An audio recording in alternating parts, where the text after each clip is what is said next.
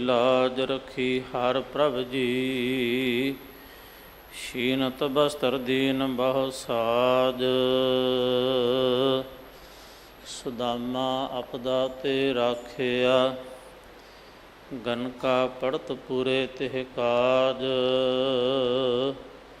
ਸ੍ਰੀ ਸਤਿਗੁਰ ਸੋ ਪ੍ਰਸੰਨ, ਕਲ ਜੁਗ ਹੋਏ।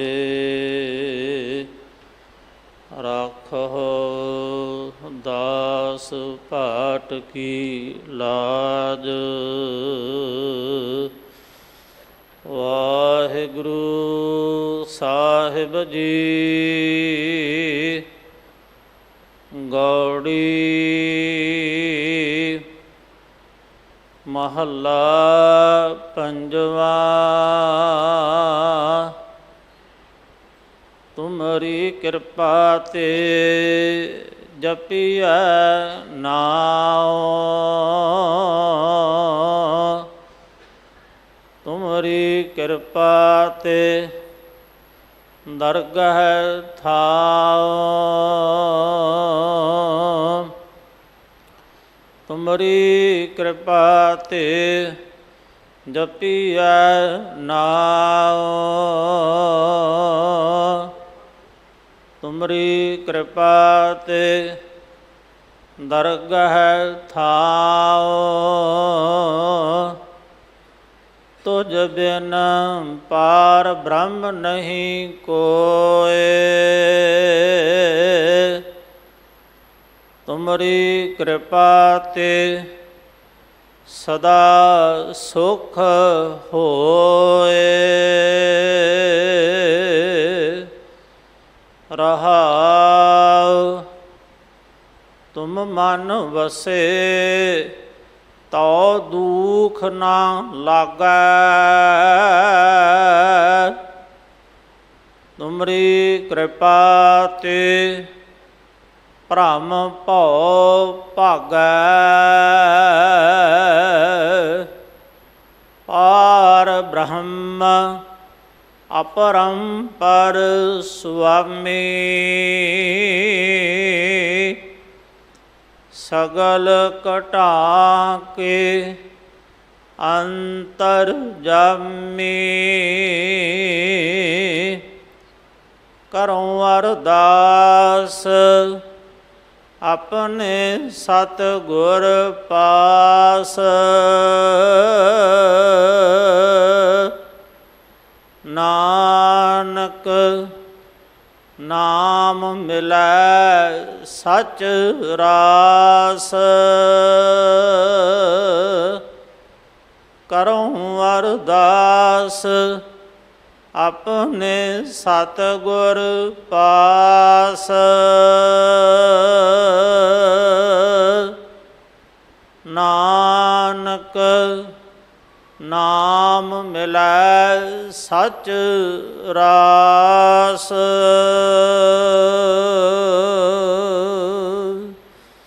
ਵਾਹਿਗੁਰੂ ਜੀ ਕਾ ਖਾਲਸਾ, ਵਾਹਿਗੁਰੂ ਜੀ ਕੀ ਫਤਿਹ। ਪਰਮ ਸਤਿਕਾਰਯੋਗ ਗੁਰੂ ਰੂਪ ਗੁਰੂ ਕੀ ਪਿਆਰੀ ਸਾਧ ਸੰਗਤ ਜੀਓ, ਇਹ ਪਾਵਨ ਸ਼ਬਦ ਗੌੜੀ ਰਾਗ ਅੰਦਰ ਪੰਜਵੇਂ ਪਾਤਸ਼ਾਹ ਧੰਨ ਗੁਰੂ ਅਰਜਨ ਦੇਵ ਮਹਾਰਾਜ ਜੀ ਦੇ ਪਵਿੱਤਰ ਮੁਖ ਤੋਂ ਉਚਾਰਨ ਹੋਇਆ।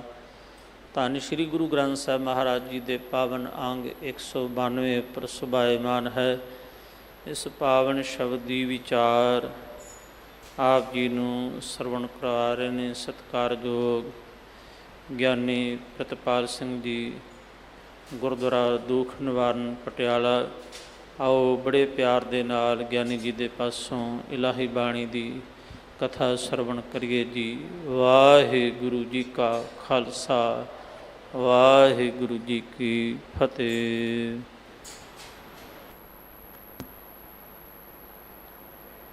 ਸ੍ਰੀ ਵਾਹਿਗੁਰੂ। ਪ੍ਰਭ ਦਾਤੋ ਦਾਤਾ, ਪਰਿਓ ਜਾਚਕ ਇਕ ਸਰਨਾ। ਮਿਲੈ ਦਾਨ ਸੰਤ ਰੇਨ, ਜਿਹੇ ਲਗ ਭਵ ਜਲ ਤਰਨਾ। ਬਿਨਤ ਕਰੋ ਅਰਦਾਸ ਸੁਨੋ ਜੇ ਠਾਕੁਰ ਭਾਵੈ। ਦੇਹੋ ਦਰਸ ਮਨ ਚਾਉ ਭਗਤ ਇਹੋ ਮਨ ਠਹਿਰਾਵੈ। ਬਲਿਓ ਚਰਾਗ ਅੰਧਿਆਰ ਮਹਿ ਸਭ ਕਲ ਉਦਰੀ ਇਕ ਨਾਮ ਧਰਮ। ਪ੍ਰਗਟ ਸਗਲ ਹਰ ਭਵਨ ਮਹਿ ਜਨ ਨਾਨਕ ਗੁਰ ਪਾਰ ਬ੍ਰਹਮ। ਪ੍ਰਗਟ ਸਗਲ ਹਰ ਭਵਨ ਮਹਿ ਜਨ ਨਾਨਕ ਗੁਰ ਪਾਰ ਬ੍ਰਹਮ। ਮੋਤੀ ਤਾ ਮੰਦਰ ਉਸਰਹਿ ਰਤਨੀ ਤਾ ਹੋਏ ਜੜਾਓ। ਕਸਤੂਰ ਕੁੰਗੂ ਅਗਰ ਚੰਦਨ ਲੀ। ਮਤ ਦੇਖ ਭੂਲਾ ਵੀਸਰੈ ਤੇਰਾ ਚਿਤ ਨ ਆਵੈ ਨਾਉ। ਹਰ ਬਿਨ ਜੀਉ ਜਲ ਬਲ ਜਾਉ ਮੈਂ ਆਪਣਾ ਗੁਰ ਪੂਛ ਦੇਖਿਆ। ਅਵਰ ਨਾਹੀ ਥਾਉ ਧਰਤੀ ਤਾਂ ਹੀਰੇ ਲਾਲ ਜੜਤੀ ਪਲਘ ਲਾਲ ਜੜਾਓ। ਮੋਹਣੀ ਮੁਖ ਮਣੀ ਸੋਹੈ ਕਰੇ ਰੰਗ ਪਸਾਓ। ਮਤ ਦੇਖ ਭੂਲਾ ਵੀਸਰੈ ਤੇਰਾ ਚਿਤ ਨ ਆਵੈ ਨਾਉ। ਸਿੱਧ ਹੋਆ ਸਿੱਧ ਲਾਈ ਰਿੱਧ ਆਖਾਂ ਆਓ। ਗੁਪਤ ਪ੍ਰਗਟ ਹੋਏ ਬੈਸਾ ਲੋਕ ਰਾਖੈ ਭਾਉ। ਮਤ ਦੇਖ ਭੂਲਾ ਵੀਸਰੈ ਤੇਰਾ ਚਿਤ ਨ ਆਵੈ ਨਾਉ। ਸੁਲਤਾਨ ਹੋਆ ਮੇਲ ਲਸਕਰ ਤਖਤ ਰਾਖਾਂ ਪਾਓ। ਹੁਕਮ ਹਾਸਲ ਕਰੀ ਬੈਠਾ ਨਾਨਕਾ ਸਭ ਵਾਉ। ਮਤ ਦੇਖ ਭੂਲਾ ਵੀਸਰੈ ਤੇਰਾ ਚਿਤ ਨ ਆਵੈ ਨਾਉ। ਸੱਜਣ ਸੱਚਾ ਪਾਤਸ਼ਾਹ ਸਿਰ ਸਾਹਾਂਦੈ ਸਾਹੋ। ਜਿਸ ਪਾਸ ਬੈਠਿਆ ਸੋਹੀਐ ਸਭਨਾ ਦਾ ਵਿਸਾਹੋ। ਸਤਨਾਮ ਸ੍ਰੀ ਵਾਹਿਗੁਰੂ ਸਾਹਿਬ ਜੀ। ਗੌੜੀ ਮਹੱਲਾ ਪੰਜਵਾ। ਤੁਮਰੀ ਕਿਰਪਾ ਤੇ ਜਪੀਐ ਨਾਉ। ਤੁਮਰੀ ਕਿਰਪਾ ਤੇ ਦਰਗਹਿ ਥਾਉ। ਵਾਹਿਗੁਰੂ ਜੀ ਕਾ ਖਾਲਸਾ ਵਾਹਿਗੁਰੂ ਜੀ ਕੀ ਫਤਿਹ। ਪਰਮ ਸਨਮਾਨ ਤੇ ਸਤਿਕਾਰਯੋਗ ਗੁਰੂ ਕੀ ਸਾਜੀ ਔਰ ਨਵਾਜੀ ਹੋਈ ਗੁਰੂ ਕਾ ਖਾਸ ਰੂਪ ਗੁਰੂ ਖਾਲਸਾ ਸਾਧ ਸੰਗਤ ਜੀਓ, ਵੱਡਿਆਂ ਭਾਗਾਂ ਵਾਲੇ ਹੋ। ਬਾਲਾ ਪ੍ਰੀਤਮ ਸਤਿਗੁਰੂ ਸ਼੍ਰੀ ਹਰਿਕ੍ਰਿਸ਼ਨ ਧਿਆਈਐ ਜਿਸ ਡਿਠੇ ਸਭ ਦੁੱਖ ਜਾਏ। ਧੰਨ ਧੰਨ ਸ਼੍ਰੀ ਗੁਰੂ ਹਰਿਕ੍ਰਿਸ਼ਨ ਸਾਹਿਬ ਜੀ ਮਹਾਰਾਜ ਜੀ ਦੇ ਪਾਵਨ ਪਵਿੱਤਰ ਇਤਿਹਾਸਕ ਸਥਾਨ 'ਤੇ ਜਗਤ ਗੁਰੂ ਹਾਜ਼ਰਾਂ ਹਜ਼ੂਰ ਜਹਰਾਂ ਜਹੂਰ ਸਰਬ ਕਲਾ ਭਰਪੂਰ ਚਬਰ ਛਤਰ ਤਖਤ ਦੇ ਮਾਲਕ ਸਤਿਗੁਰ ਬਾਣੀ ਪੁਰਖ ਪੁਰਖੋਤਮ ਬਾਣੀ ਸਿਉ ਚਿਤ ਲਾਵੈ ਗੋ। ਗੁਰਬਾਣੀ ਸੁਨਤ ਮੇਰਾ ਮਨ ਦਰਵਿਆ ਮਨ ਭੀਨਾ ਨਿਜ ਘਰ ਆਵੈ ਗੋ। ਐਸੇ ਦੀਨ ਦਿਆਲ ਸਤਿਗੁਰੂ ਸ੍ਰੀ ਗੁਰੂ ਗ੍ਰੰਥ ਸਾਹਿਬ ਜੀ ਮਹਾਰਾਜ ਜੀ ਦੀ ਪਵਿੱਤਰ ਪਾਵਨ ਹਜ਼ੂਰੀ 'ਚ ਹਾਜ਼ਰੀਆਂ ਭਰ ਕੇ ਅੰਮ੍ਰਿਤ ਵੇਲੇ ਦੇ ਸਜੇ ਦੀਵਾਨਾਂ 'ਚ ਜੁੜ ਕੇ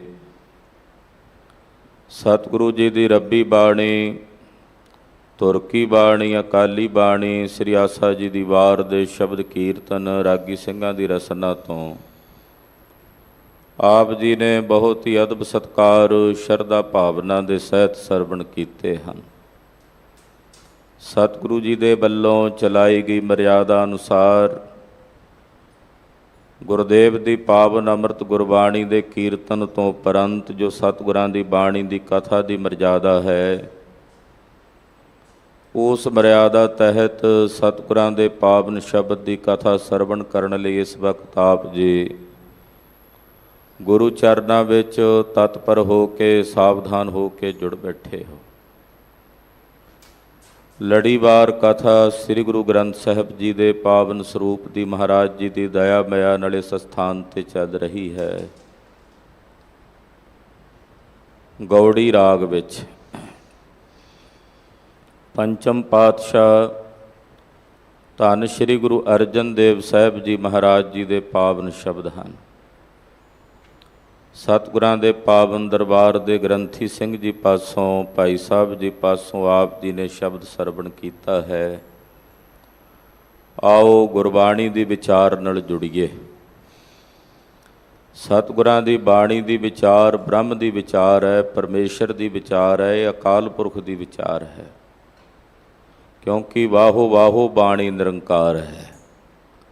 ਗੁਰਬਾਣੀ ਨਿਰੰਕਾਰ ਦਾ ਸਵਰੂਪ ਹੈ, ਅਕਾਲ ਪੁਰਖ ਦਾ ਸਵਰੂਪ ਹੈ। ਇਸ ਕਰਕੇ ਗੁਰਬਾਣੀ ਦੀ ਕਥਾ ਨਿਰੰਕਾਰ ਦੀ ਕਥਾ ਹੈ, ਪਰਮੇਸ਼ਰ ਦੀ ਕਥਾ ਹੈ। ਇਸੇ ਕਥਾ ਨੂੰ ਉੱਤਮ ਕਹਿੰਦਿਆਂ ਪਾਤਸ਼ਾਹ ਨੇ ਕਿਹਾ, ਸਭ ਤੇ ਉੱਤਮ ਹਰ ਕੀ ਕਥਾ, ਨਾਮ ਸੁਨਤ ਦਰਦ ਦੁੱਖ ਲੱਥਾ। ਇਹ ਸਭ ਤੋਂ ਉੱਤਮ ਹੈ ਹਰੀ ਦੀ ਕਥਾ, ਪਰਮੇਸ਼ਰ ਦੀ ਕਥਾ।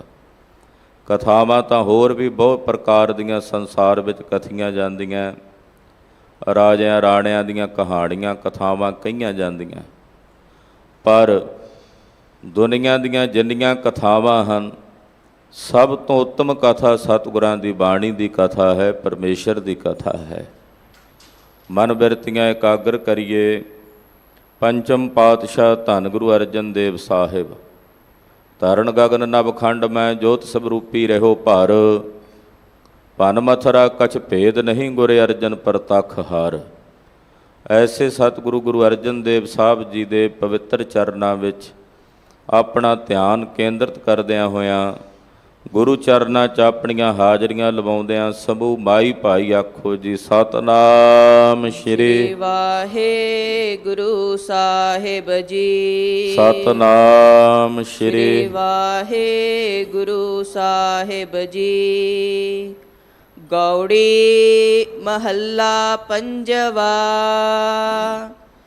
ਤੁਮਰੀ ਕਿਰਪਾ ਤੇ ਜਪੀਐ ਨਾਉ। ਗੌੜੀ ਰਾਗ ਹੈ।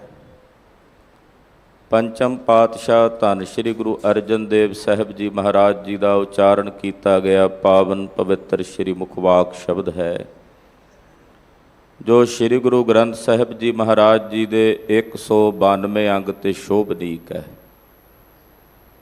ਅਕਾਲ ਪੁਰਖ ਵਾਹਿਗੁਰੂ ਪਾਰ ਬ੍ਰਹਮ ਪਰਮੇਸ਼ਰ ਦੇ ਸਨਮੁਖ ਬੇਨਤੀ ਰੂਪ ਵਿੱਚ ਇਹ ਬਚਨ ਉਚਾਰਦੇ ਹਨ।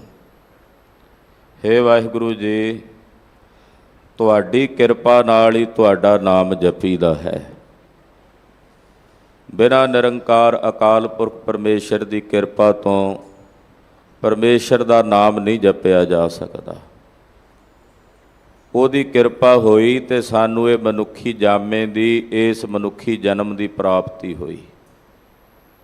ਅਕਾਲ ਪੁਰਖ ਦੀ ਕਿਰਪਾ ਨਾਲ ਸਾਨੂੰ ਇਹ ਮਾਨਵੀ ਸਰੀਰ ਪ੍ਰਾਪਤ ਹੋਇਆ। ਅਨੇਕ ਪ੍ਰਕਾਰ ਦੇ ਸੁੱਖ ਸਾਧਨ, ਅਨੇਕ ਪ੍ਰਕਾਰ ਦੀਆਂ ਵਸਤੂਆਂ ਖਾਣ ਨੂੰ, ਪੁੰਚਣ ਨੂੰ ਉਸ ਨਿਰੰਕਾਰ ਅਕਾਲ ਪੁਰਖ ਵਾਹਿਗੁਰੂ ਪਰਮੇਸ਼ਰ ਨੇ ਸਾਨੂੰ ਬਖਸ਼ਿਸ਼ ਕੀਤੀਆਂ ਹਨ। ਇਹ ਉਹਦੀ ਕਿਰਪਾ ਹੈ। ਜਦੋਂ ਵੀ ਅਸੀਂ ਨਾਮ ਜਪਣਾ ਹੈ, ਨਾਮ ਜਪਣ ਵੇਲੇ ਵਾਹਿਗੁਰੂ ਵਾਹਿਗੁਰੂ ਵਾਹਿਗੁਰੂ ਕਹਿਣ ਵੇਲੇ ਕਿਤੇ ਸਾਡੇ ਹਿਰਦੇ 'ਚ ਇਹ ਸੂਖਸ਼ਮ ਹਉਮੈ ਨਾ ਜਾਗ ਪਵੇ ਕਿ ਮੈਂ ਜਪ ਰਿਹਾ ਹਾਂ, ਮੈਂ ਨਾਮ ਧਿਆ ਰਿਹਾ ਹਾਂ। ਉਸ ਸੂਖਸ਼ਮ ਹਉਮੈ ਨੂੰ ਹਿਰਦੇ ਚੋਂ ਕੱਢਣ ਵਾਸਤੇ ਹਿਰਦੇ ਵਿੱਚ ਇਹ ਭਾਵਨਾ ਹੋਣੀ ਚਾਹੀਦੀ ਹੈ, ਮਹਾਰਾਜ ਮੇਰੇ ਵੱਸ ਨਹੀਂ ਕਿ ਮੈਂ ਤੁਹਾਡਾ ਨਾਮ ਜਪ ਸਕਾਂ, ਮੇਰੇ ਅਖਤਿਆਰ ਨਹੀਂ ਕਿ ਮੈਂ ਤੁਹਾਡੇ ਨਾਮ ਦੀ ਆਰਾਧਨਾ ਕਰ ਸਕਾਂ। ਜੇ ਇਹ ਨਾਮ ਜਪ ਰਹੇ ਹਾਂ ਤਾਂ ਮਹਾਰਾਜ ਇਹ ਤੁਹਾਡੀ ਕਿਰਪਾ ਹੈ। ਗੁਰਸਿੱਖ ਜਦੋਂ ਅੰਮ੍ਰਿਤ ਵੇਲੇ ਅੱਖ ਖੋਲ੍ਹਦਾ ਹੈ ਤਾਂ ਮਨ 'ਚ ਇਹ ਬਿਰਤੀ ਨਹੀਂ ਹੁੰਦੀ ਕਿ ਮੈਂ ਉੱਠਿਆ ਹਾਂ। ਅੱਖ ਖੋਲ੍ਹਦਿਆਂ ਪਰਮੇਸ਼ਰ ਦਾ ਸ਼ੁਕਰਾਨਾ ਕਰਦਾ ਹੈ, ਹੇ ਗੁਰੂ ਨਾਨਕ ਸਾਹਿਬ ਆਪ ਜੀ ਦੀ ਕਿਰਪਾ ਹੋਈ, ਆਪ ਜੀ ਨੇ ਅੰਮ੍ਰਿਤ ਵੇਲੇ ਦੇ ਜਾਗਣੇ ਬਖਸ਼ਿਸ਼ ਕੀਤੇ ਨੇ। ਇਸ਼ਨਾਨ ਪਾਨ ਕਰੇ ਤੇ ਤਾਂ ਵੀ ਇਹੀ ਭਾਵਨਾ ਹੁੰਦੀ, ਸਤਿਗੁਰਾਂ ਦੀ ਦਇਆ ਮਾਇਆ ਸਦਕਾ, ਗੁਰਦੇਵ ਦੀ ਕਿਰਪਾ ਸਦਕਾ ਇਸ਼ਨਾਨ ਪਰਸੇ ਹਨ। ਗੁਰਬਾਣੀ ਪੜ੍ਹਨ ਵਾਸਤੇ ਬੈਠੇ ਤਾਂ ਵੀ ਇਹੀ ਦਿਲੀ ਖੁਆਹਿਸ਼ ਹੁੰਦੀ, ਮਹਾਰਾਜ ਤੁਹਾਡੀ ਕਿਰਪਾ ਨਾਲੇ ਗੁਰਬਾਣੀ ਆਪ ਜੀ ਨੇ ਦਇਆ ਕਰਕੇ ਪੜ੍ਹਵਾਈ ਹੈ। ਚੱਲ ਕੇ ਗੁਰੂ ਘਰ ਵਿੱਚ ਆਵੇ, ਸਤਿਗੁਰਾਂ ਦੇ ਦਰਸ਼ਨ ਕਰੇ, ਕਥਾ ਸੁਣੇ, ਕੀਰਤਨ ਸੁਣੇ, ਕਿਸੇ ਵੀ ਪ੍ਰਕਾਰ ਦੀ ਸੇਵਾ ਕਰੇ। ਮਨ 'ਚ ਇਹੀ ਇੱਛਾ ਹੁੰਦੀ, ਮਹਾਰਾਜ ਤੁਹਾਡੀ ਕਿਰਪਾ ਨਾਲ ਹੀ ਸਭ ਕੁਝ ਹੋ ਰਿਹਾ ਹੈ। ਬਿਨਾਂ ਤੁਹਾਡੀ ਕਿਰਪਾ ਤੋਂ ਤੁਹਾਡਾ ਨਾਮ ਜਪਿਆ ਹੀ ਨਹੀਂ ਜਾ ਸਕਦਾ। ਆਪ ਜੀ ਦੇ ਨਾਮ ਦੀ ਆਰਾਧਨਾ ਕਰਦੇ ਹੀ ਉਹ ਨੇ ਮਹਾਰਾਜ ਜਿਨ੍ਹਾਂ 'ਤੇ ਤੁਹਾਡੀ ਕਿਰਪਾ ਹੋਵੇ। ਸੂਫੀ ਸੰਤ ਇਹ ਗੱਲ ਕਹਿੰਦੇ ਹਨ, ਜਦੋਂ ਉਹਨਾਂ ਦੇ ਹਿਰਦੇ 'ਚੋਂ ਪਰਮੇਸ਼ਰ ਦੀ ਯਾਦ ਨਿਕਲਦੀ ਹੈ ਅਤੇ ਉਹਦੇ ਆਰਾਧਨ ਦੇ ਵਿੱਚ ਉਹ ਜੁੜਦੇ ਨੇ, ਤਾਂ ਉਹ ਇਹ ਨਹੀਂ ਕਹਿੰਦੇ ਕਿ ਸਾਨੂੰ ਉਸ ਪਰਮੇਸ਼ਰ ਦੀ ਯਾਦ ਆ ਰਹੀ ਹੈ। ਉਹ ਕਹਿੰਦੇ ਸਾਨੂੰ ਖੁਦਾਬੰਦ ਕਰੀਮ ਪਰਮੇਸ਼ਰ ਯਾਦ ਕਰ ਰਿਹਾ। ਕਹਿੰਦੇ ਜੀ ਇਹ ਕਿਵੇਂ ਕਹਿ ਸਕਦੇ ਹੋ ਵੀ ਖੁਦਾ ਨੇ ਯਾਦ ਕੀਤਾ? ਕਹਿੰਦੇ ਇਸ ਕਰਕੇ ਕਹਿ ਸਕਦੇ ਹਾਂ ਕਿਉਂਕਿ ਸਾਨੂੰ ਉਹਦੀ ਯਾਦ ਆ ਰਹੀ ਹੈ। ਸਾਡੇ ਅੰਦਰ ਇਹ ਜ਼ੋਰ ਨਹੀਂ, ਸਾਡੇ ਅੰਦਰ ਇਹ ਤਾਣ ਨਹੀਂ ਕਿ ਅਸੀਂ ਉਹਨੂੰ ਚੇਤੇ ਕਰ ਸਕੀਏ, ਯਾਦ ਕਰ ਸਕੀਏ। ਉਹਦੀ ਕਿਰਪਾ ਨਾਲ ਹੀ ਉਹਦਾ ਨਾਮ ਜਪਿਆ ਜਾ ਸਕਦਾ ਹੈ। ਇਸ ਕਰਕੇ ਗੁਰਬਾਣੀ 'ਚ ਬਾਰੰਬਾਰ ਸਤਿਗੁਰਾਂ ਨੇ ਸਾਨੂੰ ਬੇਨਤੀ ਕਰਨ ਵਾਸਤੇ ਹੁਕਮ ਕੀਤਾ ਹੈ ਕਿ ਆਪਣੇ ਗੁਰਦੇਵ ਦੇ ਸਨਮੁਖ ਬਾਰੰਬਾਰ ਆ ਕੇ ਬੇਨਤੀ ਕਰਦਿਆਂ ਕਹਿਣਾ, ਮਹਾਰਾਜ ਸਾਡੇ 'ਤੇ ਕਿਰਪਾ ਕਰੋ, ਕਿਰਪਾ ਕਰੋ ਦੀਨ ਕੇ ਦਾਤੇ, ਮੇਰਾ ਗੁਣ ਅਵਗੁਣ ਨਾ ਵਿਚਾਰੋ ਕੋਈ। ਮਹਾਰਾਜ ਸਾਡੇ 'ਤੇ ਕਿਰਪਾ ਕਰੋ, ਕਿਰਪਾ ਕੀਜੈ ਸਾ ਮਤ ਦੀਜੈ, ਆਠ ਪਹਿਰ ਤੁਧ ਧਿਆਈ। ਮਹਾਰਾਜ ਸਾਡੇ 'ਤੇ ਦਇਆ ਕਰੋ, ਤੁਮ ਕਰੋ ਦਇਆ ਮੇਰੇ ਸਾਈਂ। ਮਹਾਰਾਜ ਸਾਡੇ 'ਤੇ ਦਇਆ ਕਰੋ, ਕਿਰਪਾ ਕਰੋ ਕਿ ਅਸੀਂ ਆਪ ਜੀ ਦੇ ਅੰਮ੍ਰਿਤ ਨਾਮ ਦੀ ਸਾਧਨਾ ਕਰ ਸਕੀਏ। ਰੋਜ਼ਾਨਾ ਅਰਦਾਸ ਤੋਂ ਪਹਿਲਾਂ ਮਹਾਰਾਜ ਜੀ ਦੇ ਪਾਵਨ ਬਚਨ ਅਸੀਂ ਰਸਨਾ ਤੋਂ ਪੜ੍ਹਦੇ ਹਾਂ। ਤੁਮਰੀ ਕਿਰਪਾ ਮਹਿ ਸੂਖ ਕਨੇਰੇ। ਮਹਾਰਾਜ ਜਦੋਂ ਤੁਸੀਂ ਕਿਰਪਾ ਕਰਦੇ ਹੋ ਤਾਂ ਉਹਦੇ ਵਿੱਚ ਕਨੇਰੇ ਸੁੱਖ ਆਣ ਵਰਤਦੇ ਹਨ। ਕਿੰਨੇ ਕੁ ਸੁੱਖ ਕਿ ਉਹਨਾਂ ਸੁੱਖਾਂ ਦੀ ਗਿਣਤੀ ਮਿਣਤੀ ਨਹੀਂ ਹੋ ਸਕਦੀ। ਮਹਾਰਾਜ ਸਾਡੇ 'ਤੇ ਕਿਰਪਾ ਕਰੋ, ਦਇਆ ਕਰੋ। ਇਹੀ ਮੰਗ ਗੁਰੂ ਪਾਤਸ਼ਾਹ ਦੇ ਚਰਨਾਂ 'ਚ ਗੁਰਸਿੱਖ ਨੇ ਕਰਨੀ ਹੈ। ਆਪਣੇ ਜਪ ਤਪ ਦੀ ਘਾਲਣਾ ਦਾ ਫਲ ਨਹੀਂ ਮੰਗਣਾ ਕਿ ਮਹਾਰਾਜ ਮੈਂ ਇੰਨੇ ਪਾਠ ਜਪਜੀ ਸਾਹਿਬ ਦੇ ਕਰ ਲਏ ਹੈ, ਇਹਦੇ ਬਦਲੇ ਵਜੋਂ ਮੈਨੂੰ ਆਹ ਕਿਰਪਾ ਕਰਕੇ ਫਲ ਦੇ ਦਿਓ, ਜਾਂ ਇੰਨੇ ਪਾਠ ਸੁਖਮਣੀ ਸਾਹਿਬ ਦੇ ਪੜ੍ਹ ਲਏ ਨੇ, ਜਾਂ ਇੰਨਾ ਜਾਪ ਮੂਲ ਮੰਤਰ ਦਾ ਕਰ ਲਿਆ ਅਤੇ ਬਦਲੇ ਵਿੱਚ ਮੈਨੂੰ ਇਹ ਫਲ ਦੇ ਦਿਓ।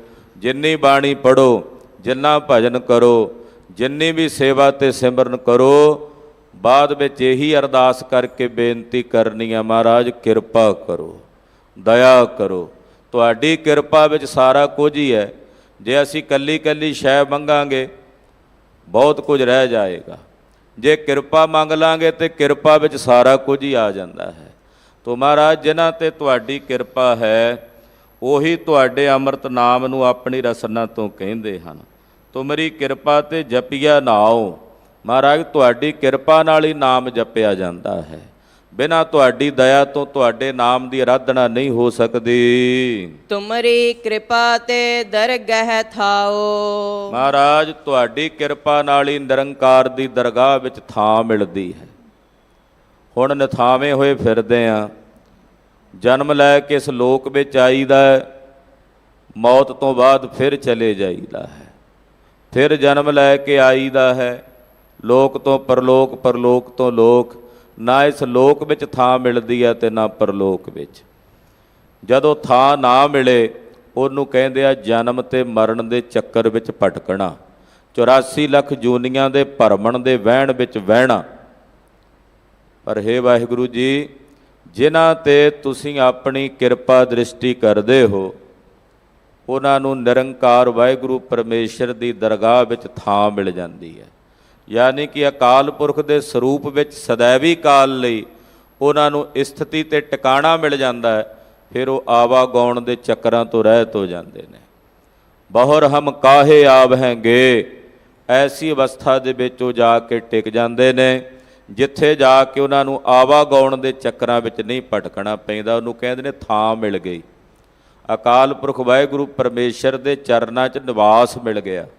ਹੇ ਵਾਹਿਗੁਰੂ ਜੀ, ਜਿਨ੍ਹਾਂ 'ਤੇ ਤੁਹਾਡੀ ਕਿਰਪਾ ਹੁੰਦੀ ਹੈ ਉਹਨਾਂ ਨੂੰ ਅਕਾਲ ਪੁਰਖ ਵਾਹਿਗੁਰੂ ਪਰਮੇਸ਼ਰ ਦੀ ਦਰਗਾਹ ਵਿੱਚ ਥਾਂ ਮਿਲਦੀ ਹੈ। ਤੁਝ ਬਿਨ ਪਾਰ ਬ੍ਰਹਮ ਨਹੀਂ ਕੋਏ। ਤੁਝ ਬਿਨ ਪਾਰ ਬ੍ਰਹਮ, ਹੇ ਪਾਰ ਬ੍ਰਹਮ ਵਾਹਿਗੁਰੂ, ਤੇਰੇ ਤੋਂ ਬਿਨਾ ਨਹੀਂ ਕੋਏ, ਹੋਰ ਕੋਈ ਹੈ ਹੀ ਨਹੀਂ, ਤੂੰ ਹੀ ਤੂੰ ਹੈ ਸਾਡਾ। ਧੰਨ ਸ੍ਰੀ ਗੁਰੂ ਨਾਨਕ ਦੇਵ ਸਾਹਿਬ ਸੱਚੇ ਪਾਤਸ਼ਾਹ ਜੀ ਮਹਾਰਾਜ ਜਿਸ ਵਕਤ ਸ੍ਰੀ ਕਰਤਾਰਪੁਰ ਸਾਹਿਬ ਦੀ ਧਰਤੀ 'ਤੇ ਸਿੱਖੀ ਦੀ ਪਰਖ ਕੀਤੀ, ਜਨਮ ਸਾਖੀ 'ਚ ਜ਼ਿਕਰ ਆਉਂਦਾ ਸੈਂਕੜਿਆਂ ਦੀ ਹਜ਼ਾਰਾਂ ਦੀ ਗਿਣਤੀ 'ਚ ਸਿੱਖ ਆਏ। ਕਹਿਣ ਲੱਗੇ ਜੀ ਮਹਾਰਾਜ ਜੀ ਆਪ ਜੀ ਦੇ ਬੇਅੰਤ ਹੀ ਸਿੱਖ ਨੇ। ਗੁਰਦੇਵ ਕਹਿਣ ਲੱਗੇ ਤਾਂ ਪਰਖਣੇ 'ਤੇ ਪਤਾ ਲੱਗੇਗਾ ਕਿਤਨੇ ਸਿੱਖ ਨੇ। ਪਰਖ ਕੀਤੀ, ਉਸ ਪਰਖ ਦੇ ਵਿੱਚੋਂ ਚਲਦਿਆਂ ਚਲਦਿਆਂ ਅਖੀਰ ਮਹਾਰਾਜ ਗੁਰੂ ਨਾਨਕ ਸਾਹਿਬ ਜੀ ਨਾਲ ਕੇਵਲ 3 ਸਿੱਖ ਹੀ ਬਾਕੀ ਬਚੇ।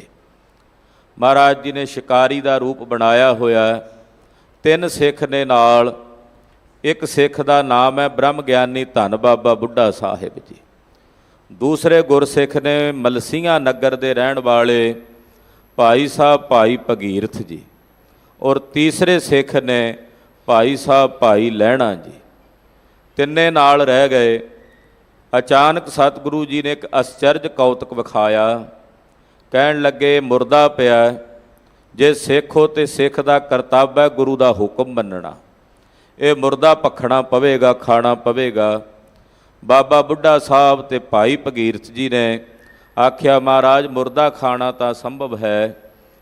ਪਾਤਸ਼ਾਹ ਦੇ ਕੋਲੋਂ ਇਹ ਵਿਦਾ ਹੋ ਕੇ ਇੱਕ ਪਾਸੇ ਹੋ ਕੇ ਲੁਕ ਗਏ। ਇਕੱਲੇ ਭਾਈ ਲਹਿਣਾ ਜੀ ਰਹਿ ਗਏ। ਮਹਾਰਾਜ ਜੀ ਨੇ ਆਖਿਆ ਪੁਰਖਾ ਸਭ ਚਲੇ ਗਏ, ਤੈਂ ਨਹੀਂ ਗਿਆ। ਤਾਂ ਭਾਈ ਲਹਿਣਾ ਜੀ ਨੇ ਹੱਥ ਜੋੜ ਕੇ ਗੁਰਦੇਵ ਦੇ ਚਰਨਾਂ 'ਚ ਬੇਨਤੀ ਕਰਦਿਆਂ ਇਹ ਬਚਨ ਕਹੇ ਸਨ, ਕਿਸ ਹੀ ਕੋਈ ਕੋਏ ਮੰਝ ਨਿਮਾਣੀ ਇੱਕ ਤੂੰ, ਕਿਉਂ ਨਾ ਮਰੀਜੈ ਰੋਏ ਜਾਂ ਲਗ ਚਿਤ ਨਾ ਆਵਹੀ। ਹੇ ਗਰੀਬ ਨਵਾਜ ਦਇਆਨਿਧ ਸੁਆਮੀ, ਕਿਸੇ ਦਾ ਕੋਈ ਆਸਰਾ, ਕਿਸੇ ਦਾ ਕੋਈ, ਉਹ ਸਭ ਆਪੋ ਆਪਣੇ ਆਸਰਿਆਂ ਵੱਲ ਚਲੇ ਗਏ ਹੋਣਗੇ, ਪਰ ਮੈਂ ਨਿਮਾਣੀ ਦੇ ਆਸਰੇ ਹੇ ਸਤਿਗੁਰੂ ਗੁਰੂ ਨਾਨਕ ਸਾਹਿਬ ਕੇਵਲ ਤੁਸੀਂ ਹੋ। ਤੁਹਾਡੇ ਤੋਂ ਬਿਨਾਂ ਮੇਰਾ ਕੋਈ ਦੂਸਰਾ ਆਸਰਾ ਨਹੀਂ, ਦੂਜੀ ਟੇਕ ਨਹੀਂ, ਮੈਂ ਕਿੱਥੇ ਜਾਵਾਂ। ਪਾਤਸ਼ਾਹ ਕਹਿੰਦੇ ਪੁਰਖਾ ਫਿਰ ਇਹ ਮੁਰਦਾ ਖਾਣਾ ਪਵੇਗਾ। ਮਹਾਰਾਜ 7 ਬਚਨ ਇਹ ਕਹਿ ਕੇ ਆਗਿਆ ਦੀ ਪਾਲਣਾ ਕੀਤੀ। ਤੋ ਗਰੀਬ ਨਵਾਜ ਪਾਤਸ਼ਾਹ ਤੋਂ ਬਿਨਾਂ ਗੁਰੂ ਕੇ ਸਿੱਖ ਨੂੰ ਕੋਈ ਦੂਜੀ ਟੇਕ ਨਹੀਂ। ਤੁਧ ਬਿਨ ਦੂਜਾ ਨਾਹੀ ਕੋਏ, ਤੂੰ ਕਰਤਾਰ ਕਰਹਿ ਸੋ ਹੋਏ।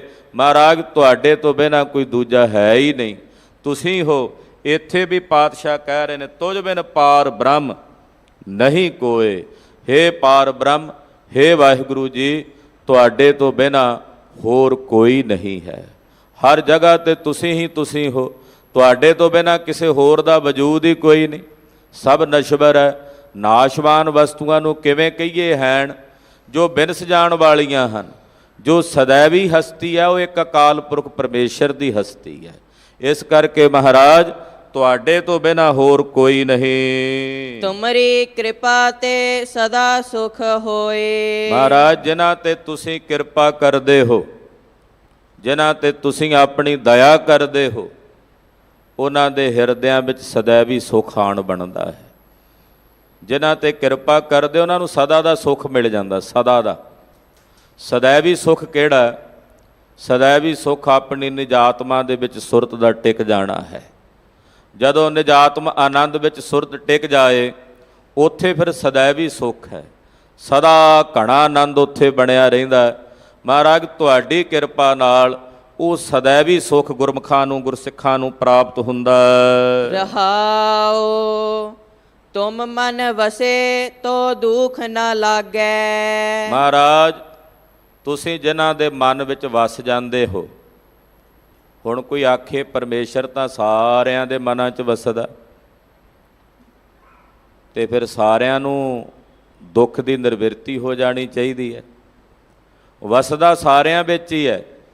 ਇੱਥੇ ਵਸਣ ਦਾ ਮਤਲਬ ਹੈ ਜਿਨ੍ਹਾਂ ਦੇ ਅੰਦਰ ਤੁਸੀਂ ਪ੍ਰਗਟ ਹੋ ਜਾਂਦੇ ਹੋ, ਸਾਖਸ਼ਾਤਕਾਰ ਹੋ ਜਾਂਦੇ ਹੋ। ਪਾਣੀ ਸਾਰੀ ਧਰਤੀ ਥੱਲੇ ਹੈ, ਪਰ ਤਲਾਬਾਂ ਵਿੱਚ, ਸਰੋਵਰਾਂ ਵਿੱਚ ਪਾਣੀ ਉੱਪਰ ਨਜ਼ਰ ਆਉਂਦਾ ਹੈ। ਇਸੇ ਤਰ੍ਹਾਂ ਭਵੇਂ ਵਸਦਾ ਪਰਮੇਸ਼ਰ ਸਰਬ ਹਿਰਦਿਆਂ ਵਿੱਚ ਹੈ, ਪਰ ਗੁਰਮੁਖਾਂ ਦੇ ਹਿਰਦਿਆਂ ਵਿੱਚ ਉਹਦਾ ਸਾਖਸ਼ਾਤਕਾਰ ਹੋ ਜਾਂਦਾ, ਉਹ ਪ੍ਰਗਟ ਹੋ ਜਾਂਦਾ। ਤਾਂ ਮਹਾਰਾਜ ਜਿਨ੍ਹਾਂ ਦੇ ਮਨਾਂ ਵਿੱਚ ਤੁਹਾਡਾ ਸਵਰੂਪ ਸਾਖਸ਼ਾਤਕਾਰ ਹੋ ਜਾਂਦਾ ਹੈ, ਉਹਨਾਂ ਨੂੰ ਫਿਰ ਕਿਸੇ ਵੀ ਪ੍ਰਕਾਰ ਦਾ ਦੁੱਖ ਨਹੀਂ ਲੱਗਦਾ। ਦੁੱਖ ਕਿਹਨਾਂ ਨੂੰ ਲੱਗਦਾ? ਜਿਹੜੇ ਅਗਿਆਨ ਤੇ ਅਵਿਦਿਆ ਵਿੱਚ ਨੇ। ਅਗਿਆਨਤਾ ਤੇ ਅਵਿਦਿਆ ਵਿੱਚ ਸਦਾ ਦੁੱਖ ਹੈ। ਜੋ ਗਿਆਨਮਈ ਬਿਰਤੀ ਵਿੱਚ ਟਿਕ ਜਾਂਦਾ ਹੈ, ਜਿਸ ਅੰਦਰ ਆਤਮਾ ਦੇ ਗਿਆਨ ਦਾ ਸਾਖਸ਼ਾਤਕਾਰ ਹੋ ਜਾਂਦਾ ਹੈ, ਉਹਦੇ ਸਮਸਤ ਦੁੱਖਾਂ ਦੀ ਨਿਰਵਿਰਤੀ ਹੋ ਜਾਂਦੀ ਹੈ। ਇਹ ਕਿਵੇਂ ਸੰਭਵ ਹੈ? ਰਹਿੰਦਾ ਤਾਂ ਉਹ ਵੀ ਸੰਸਾਰ ਵਿੱਚ ਹੈ, ਉਹਦੇ ਅੰਦਰੋਂ ਕਿਵੇਂ ਸਾਰੇ ਦੁੱਖਾਂ ਦਾ ਅਭਾਵ ਹੋ ਜਾਂਦਾ ਹੈ, ਕਿਵੇਂ ਸਾਰੇ ਦੁੱਖ ਨਿਰਵਿਰਤ ਹੋ ਜਾਂਦੇ ਹਨ? ਕਿਉਂਕਿ ਉਹਦੇ ਅੰਦਰ ਗਿਆਨਮਈ ਬਿਰਤੀ ਵਿੱਚ ਇਹ ਚਾਨਣਾ ਹੋ ਜਾਂਦਾ ਹੈ ਕਿ ਸੰਸਾਰ ਦੇ ਜਿਤਨੇ ਵੀ ਦੁੱਖ ਨੇ ਸੱਚ ਨਹੀਂ, ਇਹ ਨਸ਼ਵਰ ਤੇ ਝੂਠੇ ਨੇ। ਕੋਈ ਵੀ ਦੁੱਖ ਹੈ ਸੰਸਾਰ ਦਾ, ਉਹ ਸੱਤ ਤਾਂ ਨਹੀਂ ਹੈ, ਕੁਝ ਸਮੇਂ ਲਈ ਹੁੰਦਾ। ਫਿਰ ਉਹ ਦੁੱਖ ਜਿਹੜੇ ਨੇ ਸदैवी ਨਹੀਂ ਹਨ, ਇਹ ਬਿਨਸਣੇ ਵਾਲੇ ਨੇ। ਤੇ ਬਿਨਸਣੇ ਵਾਲੇ ਦੁੱਖਾਂ ਨੂੰ ਇਹ ਸਮਝ ਕੇ ਵੀ ਇਹ ਤਾਂ ਬਿਨਸ ਹੀ ਜਾਣੇ ਹਨ, ਮਨ ਦੇ ਵਿੱਚ ਫਿਰ ਕਿਸ ਪ੍ਰਕਾਰ ਦੀ ਪਰੇਸ਼ਾਨੀ, ਕਿਸ ਤਰ੍ਹਾਂ ਦਾ ਫਿਕਰ ਰੱਖੀਏ। ਤੋ ਗਿਆਨ ਦੀ ਅਵਸਥਾ ਵਿੱਚ ਪਹੁੰਚੇ ਹੋਏ ਗੁਰਮੁਖ ਜਨ ਸੰਸਾਰ ਦੇ ਸਮਸਤ ਦੁੱਖਾਂ ਤੋਂ ਮੁਕਤ ਹੋ ਜਾਂਦੇ ਹਨ। ਉਹਨਾਂ ਨੂੰ ਦੁੱਖ ਦੁੱਖ ਕਰਕੇ ਵਿਆਪਦਾ ਹੀ ਨਹੀਂ। ਧੰਨ ਸ੍ਰੀ ਗੁਰੂ ਤੇਗ ਬਹਾਦਰ ਸਾਹਿਬ 9ਵੇਂ ਪਾਤਸ਼ਾਹ ਜੀ ਮਹਾਰਾਜ ਗਰੀਬ ਨਵਾਜ ਸਾਹਿਬ ਦੇ ਅੰਮ੍ਰਿਤ ਬਚਨ ਨੇ, ਜੋ ਨਰ ਦੁੱਖ ਮੈਂ ਦੁੱਖ ਨਹੀਂ ਮਾਨੈ, ਸੁਖ ਸਨੇਹੋ ਅਰ ਭੈ ਨਹੀਂ ਜਾਕੈ, ਕੰਚਨ ਮਾਟੀ ਮਾਨੈ। ਕਿ ਦੁੱਖ ਨੂੰ ਦੁੱਖ ਕਰਕੇ ਹੀ ਨਾ ਮੰਨਣਾ, ਦੁੱਖ ਨੂੰ ਦੁੱਖ ਕਰਕੇ ਮਹਿਸੂਸ ਹੀ ਨਾ ਕਰਨਾ, ਕਿਉਂਕਿ ਦੁੱਖ ਨਸ਼ਵਰ ਨੇ, ਨਾਸ਼ਵਾਨ ਹਨ। ਇਸ ਤਰ੍ਹਾਂ ਹੈ ਵਾਹਿਗੁਰੂ ਜੀ, ਜਿਨ੍ਹਾਂ ਦੇ ਮਨ ਵਿੱਚ ਤੁਸੀਂ ਵਸ ਜਾਂਦੇ ਹੋ, ਤੋ ਦੁੱਖ ਨਾ ਲੱਗੈ, ਉਹਨਾਂ ਨੂੰ ਜਨਮ ਤੇ ਮਰਨ ਦਾ ਦੁੱਖ ਨਹੀਂ ਲੱਗਦਾ। ਉਹ ਜਨਮ ਮਰਨ ਦੇ ਦੁੱਖ ਤੋਂ ਰਹਿਤ ਹੋ ਜਾਂਦੇ ਹਨ। ਤੁਮਰੀ ਕਿਰਪਾ ਤੇ ਭ੍ਰਮ ਪਉ ਭਾਗੈ। ਮਹਾਰਾਜ ਤੁਹਾਡੀ ਕਿਰਪਾ ਨਾਲ ਜੋ 5 ਪ੍ਰਕਾਰ ਦਾ ਭਰਮ ਹੈ ਉਹ ਨੱਠ ਜਾਂਦਾ ਹੈ।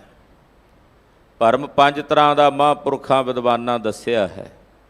ਰੱਸੀ ਵਿੱਚ ਸੱਪ ਦੀ ਕਲਪਨਾ ਕਰ ਲੈਣੀ, ਇਹ ਵੀ ਇੱਕ ਭਰਮ ਹੈ। ਥੋੜ੍ਹਾ ਜਿਹਾ ਹਨੇਰਾ ਤੇ ਥੋੜ੍ਹਾ ਜਿਹਾ ਚਾਨਣਾ ਹੋਵੇ, ਰੱਸੀ ਦਿਸ ਰਹੀ ਹੋਵੇ, ਪਰ ਰੱਸੀ ਹਨੇਰੇ ਕਰਕੇ ਸੱਪ ਪ੍ਰਤੀਤ ਹੋਣ ਲੱਗ ਪੈਂਦੀ। ਜੇ ਪੂਰਾ ਹਨੇਰਾ ਹੋਵੇਗਾ ਤਾਂ ਵੀ ਨਜ਼ਰ ਨਹੀਂ ਆਵੇਗੀ ਵੀ ਰੱਸੀ ਹੈ। ਜੇ ਪੂਰਾ ਚਾਨਣਾ ਹੋਵੇਗਾ ਤੇ ਪਤਾ ਲੱਗ ਜਾਏਗਾ ਵੀ ਰੱਸੀ ਪਈ ਹੈ। ਇਸ ਕਰਕੇ ਨਾ ਪੂਰਾ ਹਨੇਰਾ ਹੋਵੇ ਤੇ ਨਾ ਪੂਰਾ ਚਾਨਣਾ ਹੋਵੇ, ਉਦੋਂ ਹੀ ਰੱਸੀ ਸੱਪ ਦੇ ਰੂਪ ਦੇ ਵਿੱਚ ਭਾਸਦੀ ਹੈ, ਸੱਪ ਦੇ ਰੂਪ ਦੇ ਵਿੱਚ ਨਜ਼ਰ ਆਉਂਦੀ ਹੈ। ਪਸ਼ੂਆਂ ਦੇ ਜੀਵਨ ਵਿੱਚ, ਜਾਨਵਰਾਂ ਦੇ ਜੀਵਨ ਵਿੱਚ ਕੇਵਲ ਹਨੇਰਾ, ਉਹਨਾਂ ਨੂੰ ਕੋਈ ਭਰਮ ਨਹੀਂ, ਉਹਨਾਂ ਨੂੰ ਨਜ਼ਰ ਹੀ ਨਹੀਂ ਆਉਂਦਾ ਕੁਝ। ਜਿਹੜੇ ਦਿਵਿਆ ਸਵਰੂਪ ਦੇਵ ਨੇ, ਉਹਨਾਂ ਅੰਦਰ ਪੂਰਾ ਚਾਨਣਾ, ਉਹਨਾਂ ਨੂੰ ਪਤਾ ਹੈ ਕਿ ਵਾਸਤਵਿਕ ਸਵਰੂਪ ਕੀ ਹੈ।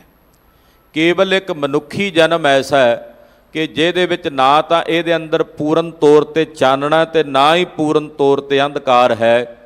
ਇਹ ਜਾਂ ਤਾਂ ਅੰਧਕਾਰ ਵਾਲੇ ਪਾਸੇ ਜਾ ਸਕਦਾ ਜਾਂ ਚਾਨਣੇ ਵਾਲੇ ਪਾਸੇ ਜਾ ਸਕਦਾ, ਦਹਲੀਜ਼ ਵਿੱਚ ਖੜਾ ਹੈ। ਉਸ ਅਵਸਥਾ ਵਿੱਚ ਇਹਦੇ ਮਨ 'ਚ ਭਰਮ ਪੈ ਜਾਂਦਾ ਵੀ ਇਹ ਸੰਸਾਰ ਸੱਚ ਹੈ। ਜਿਵੇਂ ਰੱਸੀ 'ਚ ਭਰਮ ਪੈ ਗਿਆ ਕਿ ਇਹ ਰੱਸੀ ਸੱਪ ਹੈ, ਇਸੇ ਤਰ੍ਹਾਂ ਸੰਸਾਰ ਨੂੰ ਵੇਖ ਕੇ ਸੰਸਾਰ ਨੂੰ ਸੱਚ ਭਾਸਣ ਲੱਗ ਪੈਣਾ ਵੀ ਇਹ ਸੰਸਾਰ ਸੱਚ ਹੈ। ਇਹਦਾ ਨਾਮ ਹੈ ਭਰਮ। ਭਗਤ ਜੀ ਮਹਾਰਾਜ ਜੀ ਨੇ ਬਚਨ ਆਪਣੀ ਪਾਵਨ ਬਾਣੀ 'ਚ ਕਹੇ ਨੇ। ਭਰਮ ਕਿਸ ਨੂੰ ਕਹਿੰਦੇ ਨੇ? ਮਾਧਵੇ ਕਿਆ ਕਹੀਐ ਭਰਮ ਐਸਾ, ਜੈਸਾ ਮਾਨੀਐ ਹੋਏ ਨਾ ਤੈਸਾ। ਕਹਿੰਦੇ ਹੇ ਭਾਈ ਕੀ ਕਹੀਏ ਭਰਮ ਕਿਹੋ ਜਿਹਾ? ਜੈਸਾ ਮੰਨ ਲਿਆ ਵੈਸਾ ਹੈ ਨਹੀਂ, ਉਹਨੂੰ ਕਹਿੰਦੇ ਨੇ ਭਰਮ। ਉਸ ਭਰਮ ਦੀ ਅੱਗੇ ਉਦਾਹਰਣ ਵੀ ਦਿੰਦੇ, ਰਾਜ ਭੁਯੰਗ ਪ੍ਰਸੰਗ ਜੈਸੇ ਹੈ। ਰਾਜ ਕਹਿੰਦੇ ਨੇ ਰਜੂ ਨੂੰ, ਰੱਸੀ ਨੂੰ, ਭੁਯੰਗ ਕਹਿੰਦੇ ਆ ਸੱਪ ਨੂੰ। ਕਹਿੰਦੇ ਰਜੂ ਤੇ ਸਰਪ ਦਾ ਜਿਹੜਾ ਭਰਮ ਹੈ, ਰੱਸੀ ਤੇ ਸੱਪ ਦਾ ਜਿਹੜਾ ਭਰਮ ਹੈ, ਇਹਦੀ ਖੇਡ ਹੁਣ ਅਸੀਂ ਸਮਝ ਲਈ ਹੈ ਕਿ ਇਹ ਸੰਸਾਰ ਸੱਚ ਨਹੀਂ ਹੈ। ਇਹ ਸੰਸਾਰ ਜਿਸ ਦੇ ਆਸ਼ਰਿਤ ਹੈ ਉਹ ਸੱਚ ਹੈ, ਔਰ ਉਹ ਹੈ ਬ੍ਰਹਮ ਅਕਾਲ ਪੁਰਖ ਵਾਹਿਗੁਰੂ ਪਰਮੇਸ਼ਰ। ਇਸ ਕਰਕੇ ਕਹਿੰਦੇ ਜਿਹੜੇ ਤੇਰੀ ਕਿਰਪਾ ਦੇ ਪਾਤਰ ਨੇ ਵਾਹਿਗੁਰੂ, ਜਿਨ੍ਹਾਂ ਤੇ ਤੁਸੀਂ ਆਪਣੀ ਕਿਰਪਾ ਕਰਦੇ ਹੋ, ਉਹਨਾਂ ਦੇ ਅੰਦਰ ਭਰਮ ਨਹੀਂ ਰਹਿੰਦਾ। ਖਾਲਸੇ ਦੀ ਜਦੋਂ ਪਰਿਭਾਸ਼ਾ ਸਤਿਗੁਰੂ ਜੀ ਦੱਸਦੇ ਆ ਵੀ ਖਾਲਸਾ ਕੌਣ ਹੈ, ਤਾਂ ਮਹਾਰਾਜ ਜੀ ਕਹਿੰਦੇ ਭਰਮ ਭੇਖ ਤੇ ਰਹਿ ਨਿਆਰਾ। ਖਾਲਸਾ ਕੌਣ ਹੈ? ਜਿਹੜਾ ਭਰਮ ਤੇ ਬਾਹਰਲੇ ਭੇਖ ਤੋਂ ਰਹਿਤ ਹੋ ਗਿਆ, ਜਿਹੜਾ ਵਿਖਾਵਾ ਨਹੀਂ ਕਰਦਾ, ਭਰਮ 'ਚ ਨਹੀਂ ਹੈ, ਜਿਹਦੇ ਸਾਹਮਣੇ ਸਭ ਕੁਝ ਚਾਨਣਾ ਹੋ ਗਿਆ, ਪ੍ਰਤੱਖ ਹੋ ਗਿਆ, ਜਿਸ ਅੰਦਰ ਕੋਈ ਭਰਮ ਨਹੀਂ, ਉਹਨੂੰ ਖਾਲਸਾ ਕਹਿੰਦੇ ਹੈ। ਜਿਹੜਾ ਨਿਆਰਾ ਹੋਵੇ, ਸਾਰੇ ਸੰਸਾਰ ਤੋਂ ਵੱਖਰਾ ਤੇ ਨਿਰਾਲਾ, ਉਹ ਖਾਲਸਾ ਹੈ। ਉਨ ਹਿੰਦੂ ਤੁਰਕਨ ਤੇ ਨਿਆਰਾ, ਰਚਿਓ ਖਾਲਸਾ ਪੰਥ ਕਰਾਰਾ। ਦੋਨਾਂ ਤੋਂ ਜਿਹੜਾ ਨਿਆਰਾ ਉਹ ਖਾਲਸਾ ਹੈ। ਜਿਹੜਾ ਨਿਆਰਾ ਬਣ ਕੇ ਰਹੇਗਾ, ਭਰਮ ਤੋਂ ਬਹਿ ਰਹਿਤ ਹੋ ਕੇ ਰਹੇ। ਹੁਣ ਸਾਡੇ ਅੰਦਰ ਤਾਂ ਕਈ ਤਰ੍ਹਾਂ ਦੇ ਭਰਮ ਪਲੇ ਹੋਏ ਆ, ਬਿਨਾਂ ਕਾਰਨ ਤੋਂ ਹੀ ਅਸੀਂ ਆਪਣੇ ਹਿਰਦੇ 'ਚ ਭਰਮਾਂ ਨੂੰ ਜਨਮ ਦਿੱਤਾ ਹੋਇਆ। ਜਾਣ ਬੁੱਝ ਕੇ ਸਾਡੇ ਅੰਦਰ ਦੁਬਿਧਾ ਖੜੀ ਕਰਨ ਵਾਸਤੇ ਅਨੇਕ ਪ੍ਰਕਾਰ ਦੇ ਭਰਮਾਂ ਦੀ ਗੱਲ ਕੀਤੀ ਜਾਂਦੀ ਹੈ। ਕਈਆਂ ਨੂੰ ਤਾਂ ਇਹ ਵੀ ਭਰਮ ਹੈ ਕਿ ਜੇ ਜਪਜੀ ਸਾਹਿਬ ਦਾ ਪਾਠ ਸ਼ਾਮ ਨੂੰ ਕਰੀਏ ਕਿ ਨਾ ਕਰੀਏ। ਇਹੀ ਸਵਾਲ ਪੁੱਛੀ ਜਾਣਗੇ ਕਈ ਗਿਆਨੀਆਂ ਕੋਲ ਜਾ ਜਾ ਕੇ ਕਿ ਜੇ ਸਵੇਰੇ ਜਪਜੀ ਸਾਹਿਬ ਦਾ ਪਾਠ ਖੁੰਝ ਜੇ ਤੇ ਸ਼ਾਮ ਨੂੰ ਕਰ ਲਿਆ ਕਰੀਏ ਕਿ ਨਹੀਂ। ਕਿ ਗੁਰੂ ਕੇ ਸਿੱਖ ਦੇ ਬੱਚੇ ਨੂੰ, ਜਿਹੜਾ ਸਿੱਖਾਂ ਦੇ ਘਰ ਜੰਮਿਆ ਹੋਵੇ, ਉਹਨੂੰ ਇਹ ਪੁੱਛਣ ਦੀ ਲੋੜ ਹੈ ਕਿ ਗੁਰੂ ਕੀ ਬਾਣੀ ਦਾ ਜਾਪ ਕਿਹੜੀ ਬਾਣੀ ਦਾ ਕਿਸ ਵੇਲੇ ਕਰਨਾ ਤੇ ਨਹੀਂ ਕਰਨਾ। ਹੈਰਾਨੀ ਹੁੰਦੀ ਆ ਉਸ ਵੇਲੇ ਕਿ ਸਿੱਖਾਂ ਦੇ ਘਰੇ ਜਨਮ ਕੇ ਵੀ ਇਹ ਬੋਧ ਨਹੀਂ ਕਿ ਸਤਿਗੁਰਾਂ ਦੀ ਇਸ ਅੰਮ੍ਰਿਤ ਬਾਣੀ ਦਾ ਜਾਪ ਕਿਸੇ ਵੇਲੇ ਵੀ ਕੀਤਾ ਜਾ ਸਕਦਾ। ਕੁਝ ਬਾਣੀਆਂ ਹਨ ਜਿਨ੍ਹਾਂ ਦੀ ਮਰਿਆਦਾ ਹੈ ਕਿ ਸੋਦਰ ਦਾ ਪਾਠ ਅਸੀਂ ਸੰਧਿਆ ਵੇਲੇ ਬੈਠ ਕੇ ਕਰਦੇ ਹਾਂ। ਸੋਹਿਲਾ ਸਾਹਿਬ ਜੀ ਦੀ ਬਾਣੀ ਦਾ ਜਾਪ ਅਸੀਂ ਆਸਣ ਤੇ ਸੌਣ ਵੇਲੇ ਕਰਦੇ ਹਾਂ, ਜਾਂ ਕੋਈ ਪ੍ਰਾਣੀ ਚਲਾਣਾ ਕਰਦੇ ਉਸ ਵੇਲੇ ਕਰਦੇ ਹਾਂ। ਇਹਨਾਂ ਤਾਂ ਬੋਧ ਸਾਨੂੰ ਸਾਰੇ ਗੁਰਸਿੱਖਾਂ ਨੂੰ ਹੋਣਾ ਚਾਹੀਏ ਨਾ। ਇਹ ਅਨੇਕ ਪ੍ਰਕਾਰ ਦੇ ਭਰਮ ਜੀ, ਗੁਰਬਾਣੀ ਦਾ ਪਾਠ ਅਸੀਂ ਚੜ੍ਹਦੇ ਵਾਲੇ ਪਾਸੇ ਮੂੰਹ ਕਰਕੇ ਕਰਿਆ ਕਰੀਏ ਕਿ ਲਹਿੰਦੇ ਵਾਲੇ ਪਾਸੇ ਭਰਮ ਤਾਂ ਨਹੀਂ ਹੁੰਦਾ ਜੀ। ਕੋਈ ਕਿੱਧਰ ਮੂੰਹ ਕਰਕੇ ਕਰੀਏ ਗੁਰਬਾਣੀ ਦਾ ਪਾਠ। ਇਸ ਭਰਮ ਤੋਂ ਤਾਂ ਸਤਿਗੁਰਾਂ ਨੇ ਸਾਨੂੰ ਕੱਢਿਆ ਹੈ। ਨਾਲੇ ਪੜ੍ਹਦੇ ਹੁੰਨੇ ਆ ਰੋਜ਼, ਕਾਹੂ ਲਖਿਓ ਹਰ ਵਾਚੀ ਦਿਸਾ ਮਹਿ, ਕਾਹੂ ਪਛਾਹਾ ਕੁ ਸੀਸ ਨਵਾਇਓ। ਪਾਤਸ਼ਾਹ ਕਹਿੰਦੇ, ਕੋਈ ਕਹਿੰਦਾ ਦੱਖਣ ਦਿਸ਼ਾ ਵੱਲ ਮੂੰਹ ਕਰਕੇ ਮੱਥਾ ਟੇਕੋ, ਕੋਈ ਕਹਿੰਦੇ ਪੱਛਮ ਦਿਸ਼ਾ ਵਾਲੇ ਪਾਸੇ ਮੂੰਹ ਕਰਕੇ ਨਮਸਕਾਰ ਕਰੋ, ਸਜਦਾ ਕਰੋ। ਇਸ ਭਰਮ ਤੋਂ ਤਾਂ ਸਤਿਗੁਰਾਂ ਨੇ ਸਾਨੂੰ ਕੱਢ ਦਿੱਤਾ। ਗੁਰਸਿੱਖ ਜਿੱਧਰ ਮਰਜ਼ੀ ਮੁੱਖ ਕਰਕੇ ਗੁਰਬਾਣੀ ਦਾ ਜਾਪ ਕਰ ਸਕਦਾ ਹੈ। ਇਹ ਭਰਮ ਨਹੀਂ ਹੋਣਾ ਚਾਹੀਦਾ। ਇਹ ਅਨੇਕ ਪ੍ਰਕਾਰ ਦੇ ਭਰਮ ਪਾਉਣ ਵਾਲੇ ਵੀ ਸਾਡੇ ਸਿੱਖੀ ਲਿਬਾਸ ਵਿੱਚ ਹੀ ਹੁੰਦੇ ਹੈ। ਤੋ ਖਾਲਸੇ ਦੇ ਅੰਦਰ ਭਰਮ ਨਹੀਂ ਹੈ। ਖਾਲਸਾ ਇਹਨਾਂ ਭਰਮਾਂ ਤੋਂ ਰਹਿਤ ਹੋ ਕੇ ਰਹਿੰਦਾ। ਜਾਵੇ ਗਹਿ ਬਿਪਰਨ ਕੀ ਰੀਤ, ਮੈਂ ਨਾ ਕਰੋ ਇਨ ਕੀ ਪ੍ਰਤੀਤ। ਜਬ ਲਗ ਖਾਲਸਾ ਰਹਿ ਨਿਆਰਾ, ਤਬ ਲਗ ਤੇਜ ਦਿਓ ਮੈਂ ਸਾਰਾ। ਜਬ ਇਹ ਗਹਿ ਬਿਪਰਨ ਕੀ ਰੀਤ, ਮੈਂ ਨਾ ਕਰੋ ਇਨ ਕੀ ਪ੍ਰਤੀਤ। ਜੇ ਨਿਆਰੇ ਬਣ ਕੇ ਰਹਾਂਗੇ ਤੇ ਸਤਿਗੁਰਾਂ ਦਾ ਤੇਜ ਬਣਿਆ ਰਹੇਗਾ। ਬਿਪਰਨ ਕੀ ਰੀਤ, ਬਿਪਰਨ ਦੀ ਰੀਤ ਕੀ ਹੈ? ਇਹ ਵਿਪਰਵਾਦੀ ਰੀਤਾਂ ਹੀ ਹਨ ਕਿ ਦਿਸ਼ਾ ਦਾ ਭਰਮ ਰੱਖਣਾ ਹਿਰਦੇ 'ਚ, ਅਨੇਕ ਪ੍ਰਕਾਰ ਦੇ ਵਹਿਮਾਂ ਭਰਮਾਂ ਵਿੱਚ ਰਹਿਣਾ। ਔਰ ਸਭ ਤੋਂ ਪ੍ਰਮੁੱਖ ਹੈ ਵਿਪਰਨ ਦੀ ਰੀਤ, ਸ਼ਸਤਰਾਂ ਦਾ ਤਿਆਗ ਕਰ ਦੇਣਾ। ਜਦੋਂ ਇਹ ਸ਼ਸਤਰ ਦਾ ਤਿਆਗ ਕਰਦੇ, ਵਿਪਰਨ ਕੀ ਰੀਤ ਹੈ। ਬ੍ਰਾਹਮਣ ਸ਼ਸਤਰਧਾਰੀ ਨਹੀਂ ਹੁੰਦਾ। ਬ੍ਰਾਹਮਣ ਕਹਿੰਦਾ ਮੇਰਾ ਇਹ ਕਰਮ ਨਹੀਂ, ਇਹ ਛਤਰੀ ਦਾ ਧਰਮ ਹੈ। ਤੇ ਜਦੋਂ ਇਹ ਗੁਰੂ ਕੇ ਸਿੱਖਾਂ ਦੇ ਘਰ ਜਨਮ ਕੇ ਸ਼ਸਤਰ ਦਾ ਤਿਆਗ ਕਰ ਦੇਵੇ, ਸ਼ਸਤਰ ਤਿਆਗ ਦੇਵੇ, ਤਾਂ ਫਿਰ ਇਹ ਵਿਪਰਨ ਕੀ ਰੀਤ ਹੈ ਗੁਰੂ ਖਾਲਸਾ ਜੀ। ਸ਼ਸਤਰਾਂ ਦਾ ਤੇ ਆਮ ਕਰਕੇ ਵਿਪਰਨ ਕੀ ਰੀਤ ਦੇ ਹੋਰ ਬਹੁਤ ਅਰਥ ਕੀਤੇ ਜਾਂਦੇ ਨੇ, ਪਰ ਆਹ ਅਰਥ ਸੰਗਤ ਵਿੱਚ ਨਹੀਂ ਸੁਣਾਇਆ ਜਾਂਦਾ ਵੀ ਸ਼ਸਤਰ ਛੱਡ ਦੇਣੇ ਵੀ ਵਿਪਰਨ ਕੀ ਰੀਤ ਹੈ। ਜਦੋਂ ਇਹ ਵਿਪਰਨ ਕੀ ਰੀਤ ਨੂੰ ਗ੍ਰਹਿਣ ਕਰੇਗਾ, ਸ਼ਸਤਰ ਦਾ ਤਿਆਗੀ ਹੋ ਜਾਏਗਾ। ਮਹਾਰਾਜ ਕਹਿੰਦੇ ਫਿਰ ਮੇਰੀ ਇਹਦੇ ਤੇ ਕੋਈ ਪ੍ਰਤੀਤ ਨਹੀਂ ਹੈ। ਤੋ ਭਰਮ ਤੋਂ ਰਹਿਤ ਹੋ ਕੇ ਰਹਿਣਾ ਇਹ ਖਾਲਸੇ ਦਾ ਸੁਭਾਅ ਹੈ।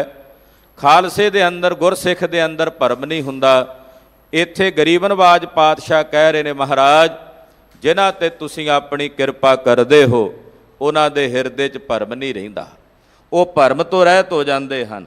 ਤੇ ਜਿੱਥੇ ਭਰਮ ਨਹੀਂ ਰਹੇਗਾ ਉੱਥੇ ਡਰ ਵੀ ਨਹੀਂ ਰਹੇਗਾ, ਜਿੱਥੇ ਭਰਮ ਹੋਵੇਗਾ ਉੱਥੇ ਭਉ ਵੀ ਹੋਵੇਗਾ। ਜਿੱਥੇ ਭਰਮ ਹੈ ਕਿ ਸੱਪ ਪਿਆ ਤੇ ਡਰ ਵੀ ਹੋਵੇਗਾ ਵੀ ਸੱਪ ਜ਼ਹਿਰੀਲਾ ਨਾ ਹੋਵੇ। ਭਰਮ ਕਰਕੇ ਭੈ ਉਪਜਦਾ ਨਾ। ਇੱਥੇ ਭਰਮ ਤੇ ਭਉ ਦੋਵੇਂ ਇਕੱਠੇ ਮਹਾਰਾਜ ਜੀ ਨੇ ਸ਼ਬਦ ਵਰਤੇ ਹੈ। ਕਹਿੰਦੇ ਹੇ ਵਾਹਿਗੁਰੂ ਜੀ, ਜਿਨ੍ਹਾਂ ਤੇ ਤੁਸੀਂ ਆਪਣੀ ਕਿਰਪਾ ਕਰਦੇ ਹੋ ਉਹਨਾਂ ਦੇ ਹਿਰਦੇ 'ਚੋਂ ਭਰਮ ਦੂਰ ਹੋ ਜਾਂਦਾ, ਉਹਨਾਂ ਦੇ ਹਿਰਦੇ 'ਚੋਂ ਭਉ, ਡਰ, ਜਨਮ ਮਰਨ ਦਾ ਡਰ, ਜੰਮਾਂ ਦਾ ਭੈ, ਵਿਸ਼ਿਆਂ ਵਿਕਾਰਾਂ ਦਾ ਭੈ, ਇਹ ਸਾਰੇ ਭੈ ਉਹਨਾਂ ਦੇ ਹਿਰਦੇ 'ਚੋਂ ਨਿਰਵਿਰਤ ਹੋ ਜਾਂਦੇ ਹਨ।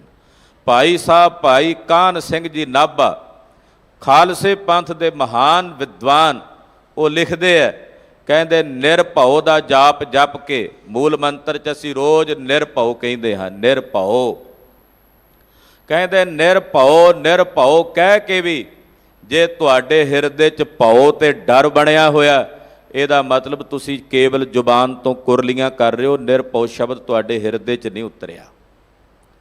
ਨਿਰਭਉ ਜਪੈ ਸਗਲ ਭਉ ਮਿਟੈ, ਜਿਹੜੇ ਉਸ ਨਿਰਭਉ ਦਾ ਜਾਪ ਜਪਦੇ ਹਨ ਉਹਨਾਂ ਦੇ ਹਿਰਦੇ 'ਚੋਂ ਸਾਰੇ ਭੈ ਦੂਰ ਹੋ ਜਾਂਦੇ ਹਨ। ਤੋ ਨਿਰਭਉ ਦਾ ਜਾਪ ਹੈ ਵਾਹਿਗੁਰੂ ਗੁਰਮੰਤਰ, ਜੋ ਅਸੀਂ ਨਿਤਾ ਪ੍ਰਤੀ ਸਾਧਨਾ ਵਿੱਚ ਲਿਆਉਣਾ, ਨਿਤਾ ਪ੍ਰਤੀ ਆਪਣੇ ਚੇਤੇ ਵਿੱਚ, ਆਪਣੇ ਸਿਮਰਨ ਵਿੱਚ ਲੈ ਕੇ ਆਉਣਾ। ਮਹਾਂਪੁਰਖ ਗੁਰਮੁਖ ਪਿਆਰੇ ਸਭ ਇਸ ਨਾਮ ਜਪਣ ਤੇ ਜਪਾਉਣ ਦਾ ਹੁਕਮ ਕਰਦੇ ਹਨ। ਤੋ ਭਾਈ ਜਿਹੜੇ ਇਸ ਨਾਮ ਦੀ ਸਾਧਨਾ ਕਰਦੇ ਪਰਮੇਸ਼ਰ ਦੀ ਕਿਰਪਾ ਨਾਲ, ਉਹਨਾਂ ਦੇ ਹਿਰਦੇ 'ਚੋਂ ਭਉ ਦੂਰ ਹੋ ਜਾਂਦਾ। ਡਰ ਕਿੰਨੇ ਤਰ੍ਹਾਂ ਦੇ ਨੇ, ਕਈ ਤਰ੍ਹਾਂ ਦਾ ਭੈ ਹੈ। ਵਪਾਰੀ ਨੂੰ ਭੈ ਆ ਕਿਤੇ ਮੈਨੂੰ ਵਪਾਰ 'ਚ ਘਾਟਾ ਨਾ ਪਵੇ, ਦੁਕਾਨਦਾਰ ਨੂੰ ਭੈ ਆ ਕਿਤੇ ਮੇਰੀ ਦੁਕਾਨ ਵਿੱਚ ਮੈਨੂੰ ਕਿਸੇ ਤਰ੍ਹਾਂ ਦਾ ਨੁਕਸਾਨ ਨਾ ਹੋਵੇ, ਨੌਕਰੀ ਪੇਸ਼ੇ ਕਰਨ ਵਾਲੇ ਨੂੰ ਭੈ ਆ ਆਪਣੇ ਅਫਸਰ ਦਾ ਕਿ ਕਿਤੇ ਉਹਦੇ ਕੋਲੋਂ ਮੈਨੂੰ ਕੋਈ ਤਾੜਨਾ ਨਾ ਹੋ ਜਾਏ। ਮਾਂ ਬਾਪ ਨੂੰ ਭੈ ਹੈ ਕਿ ਸਾਡੇ ਬੱਚੇ ਕਿਤੇ ਸਾਡੇ ਬਚਨਾਂ ਤੋਂ ਬਾਹਰ ਨਾ ਚਲੇ ਜਾਣ। ਹਰ ਇੱਕ ਪ੍ਰਕਾਰ ਦੇ ਭੈ ਵਿੱਚ, ਸਹਿਮ ਵਿੱਚ ਸਾਰਾ ਸੰਸਾਰ ਜੀ ਰਿਹਾ ਹੈ। ਮਹਾਰਾਜ ਜੀ ਦੇ ਬਚਨ ਨੇ, ਭੈ ਵਿੱਚ ਸਭ ਆਕਾਰ ਹੈ, ਨਿਰਭਉ ਹਰਿ ਜਿਉ ਸੋਏ। ਇਹ ਸਾਰਾ ਜਗਤ ਭੈ ਵਿੱਚ ਹੈ, ਡਰ ਵਿੱਚ ਹੈ। ਇੱਕ ਅਕਾਲ ਪੁਰਖ ਪਰਮੇਸ਼ਰ ਹੀ ਨਿਰਭਉ ਹੈ। ਜਿਹੜੇ ਉਸ ਨਿਰਭਉ ਵਾਹਿਗੁਰੂ ਪਰਮੇਸ਼ਰ ਦੇ ਜਾਪ ਨੂੰ ਜਪਦੇ ਨੇ ਉਹ ਵੀ ਨਿਰਭਉ ਹੋ ਜਾਂਦੇ ਨੇ। ਜਿਨ ਨਿਰਭਉ ਜਿਨ ਹਰ ਨਿਰਭਉ ਧਿਆਇਆ ਜੀ, ਤਿਨ ਕਾ ਭਉ ਸਭ ਗਵਾਸੀ। ਜਿਹੜੇ ਉਸ ਨਿਰਭਉ ਵਾਹਿਗੁਰੂ ਪਰਮੇਸ਼ਰ ਦੇ ਜਾਪ ਨੂੰ ਜਪਦੇ ਨੇ ਉਹਨਾਂ ਦੇ ਸਾਰੇ ਭੈ, ਸਾਰੇ ਡਰ ਹਿਰਦੇ 'ਚੋਂ ਦੂਰ ਹੋ ਜਾਂਦੇ ਹਨ। ਉਹ ਝੂਲਦੇ ਹੋਏ ਮਸਤ ਹਾਥੀਆਂ ਤੋਂ ਵੇਖ ਕੇ ਭੈਗ੍ਰਸਤ ਨਹੀਂ ਹੁੰਦੇ।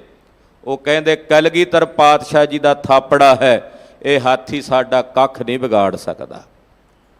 ਉਹ ਨਿਰਭਉ ਹੋ ਜਾਂਦੇ ਹਨ, ਉਹਨਾਂ ਅੰਦਰ ਕਿਸੇ ਪ੍ਰਕਾਰ ਦਾ ਭੈ ਨਹੀਂ। 7 ਸਾਲ ਤੇ 9 ਸਾਲ ਦੀਆਂ ਨਿੱਕੀਆਂ ਜਿੰਦਾਂ ਨੂੰ ਬੜੇ ਡਰਾਵੇ ਦਿੱਤੇ ਗਏ, ਬੜੇ ਤਸੀਹੇ ਦਿੱਤੇ ਗਏ, ਫਿਰ ਐਸੀ ਇੱਕ ਨਿਰਭਉ ਅਵਸਥਾ ਵਿੱਚ ਟਿਕੇ ਹੋਏ ਕਿ ਉਹਨਾਂ ਦੇ ਡਰਾਵਿਆਂ ਨਾਲ ਤਿਨਾਂ ਆਪਣੀ ਸਿੱਖੀ ਦਾ ਤਿਆਗ ਨਹੀਂ ਕੀਤਾ।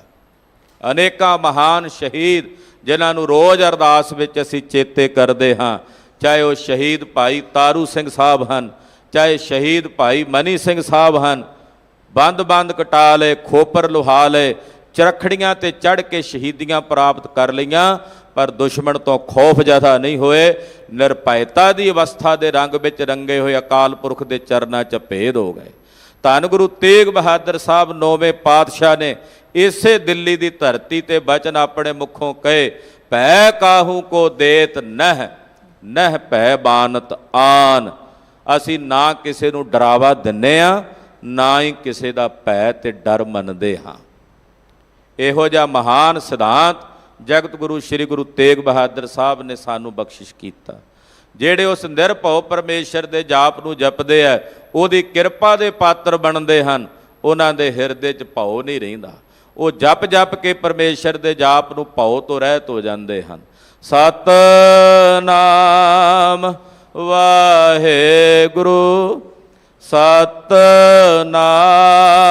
ਵਾਹਿਗੁਰੂ, ਸਤਿਨਾਮ ਵਾਹਿਗੁਰੂ, ਸਤਿਨਾਮ ਵਾਹਿਗੁਰੂ, ਸਤਿਨਾਮ ਵਾਹਿਗੁਰੂ, ਸਤਿਨਾਮ ਵਾਹਿਗੁਰੂ, ਸਤਿਨਾਮ ਵਾਹਿਗੁਰੂ, ਸਤਿਨਾਮ ਵਾਹਿਗੁਰੂ। ਜਦੋਂ ਜੋ ਹੋਣਾ ਉਹ ਹੋ ਕੇ ਹੀ ਰਹਿਣਾ, ਉਹਨੂੰ ਕੋਈ ਰੋਕ ਨਹੀਂ ਸਕਦਾ। ਤੇ ਫਿਰ ਡਰ ਕਾਹਦਾ?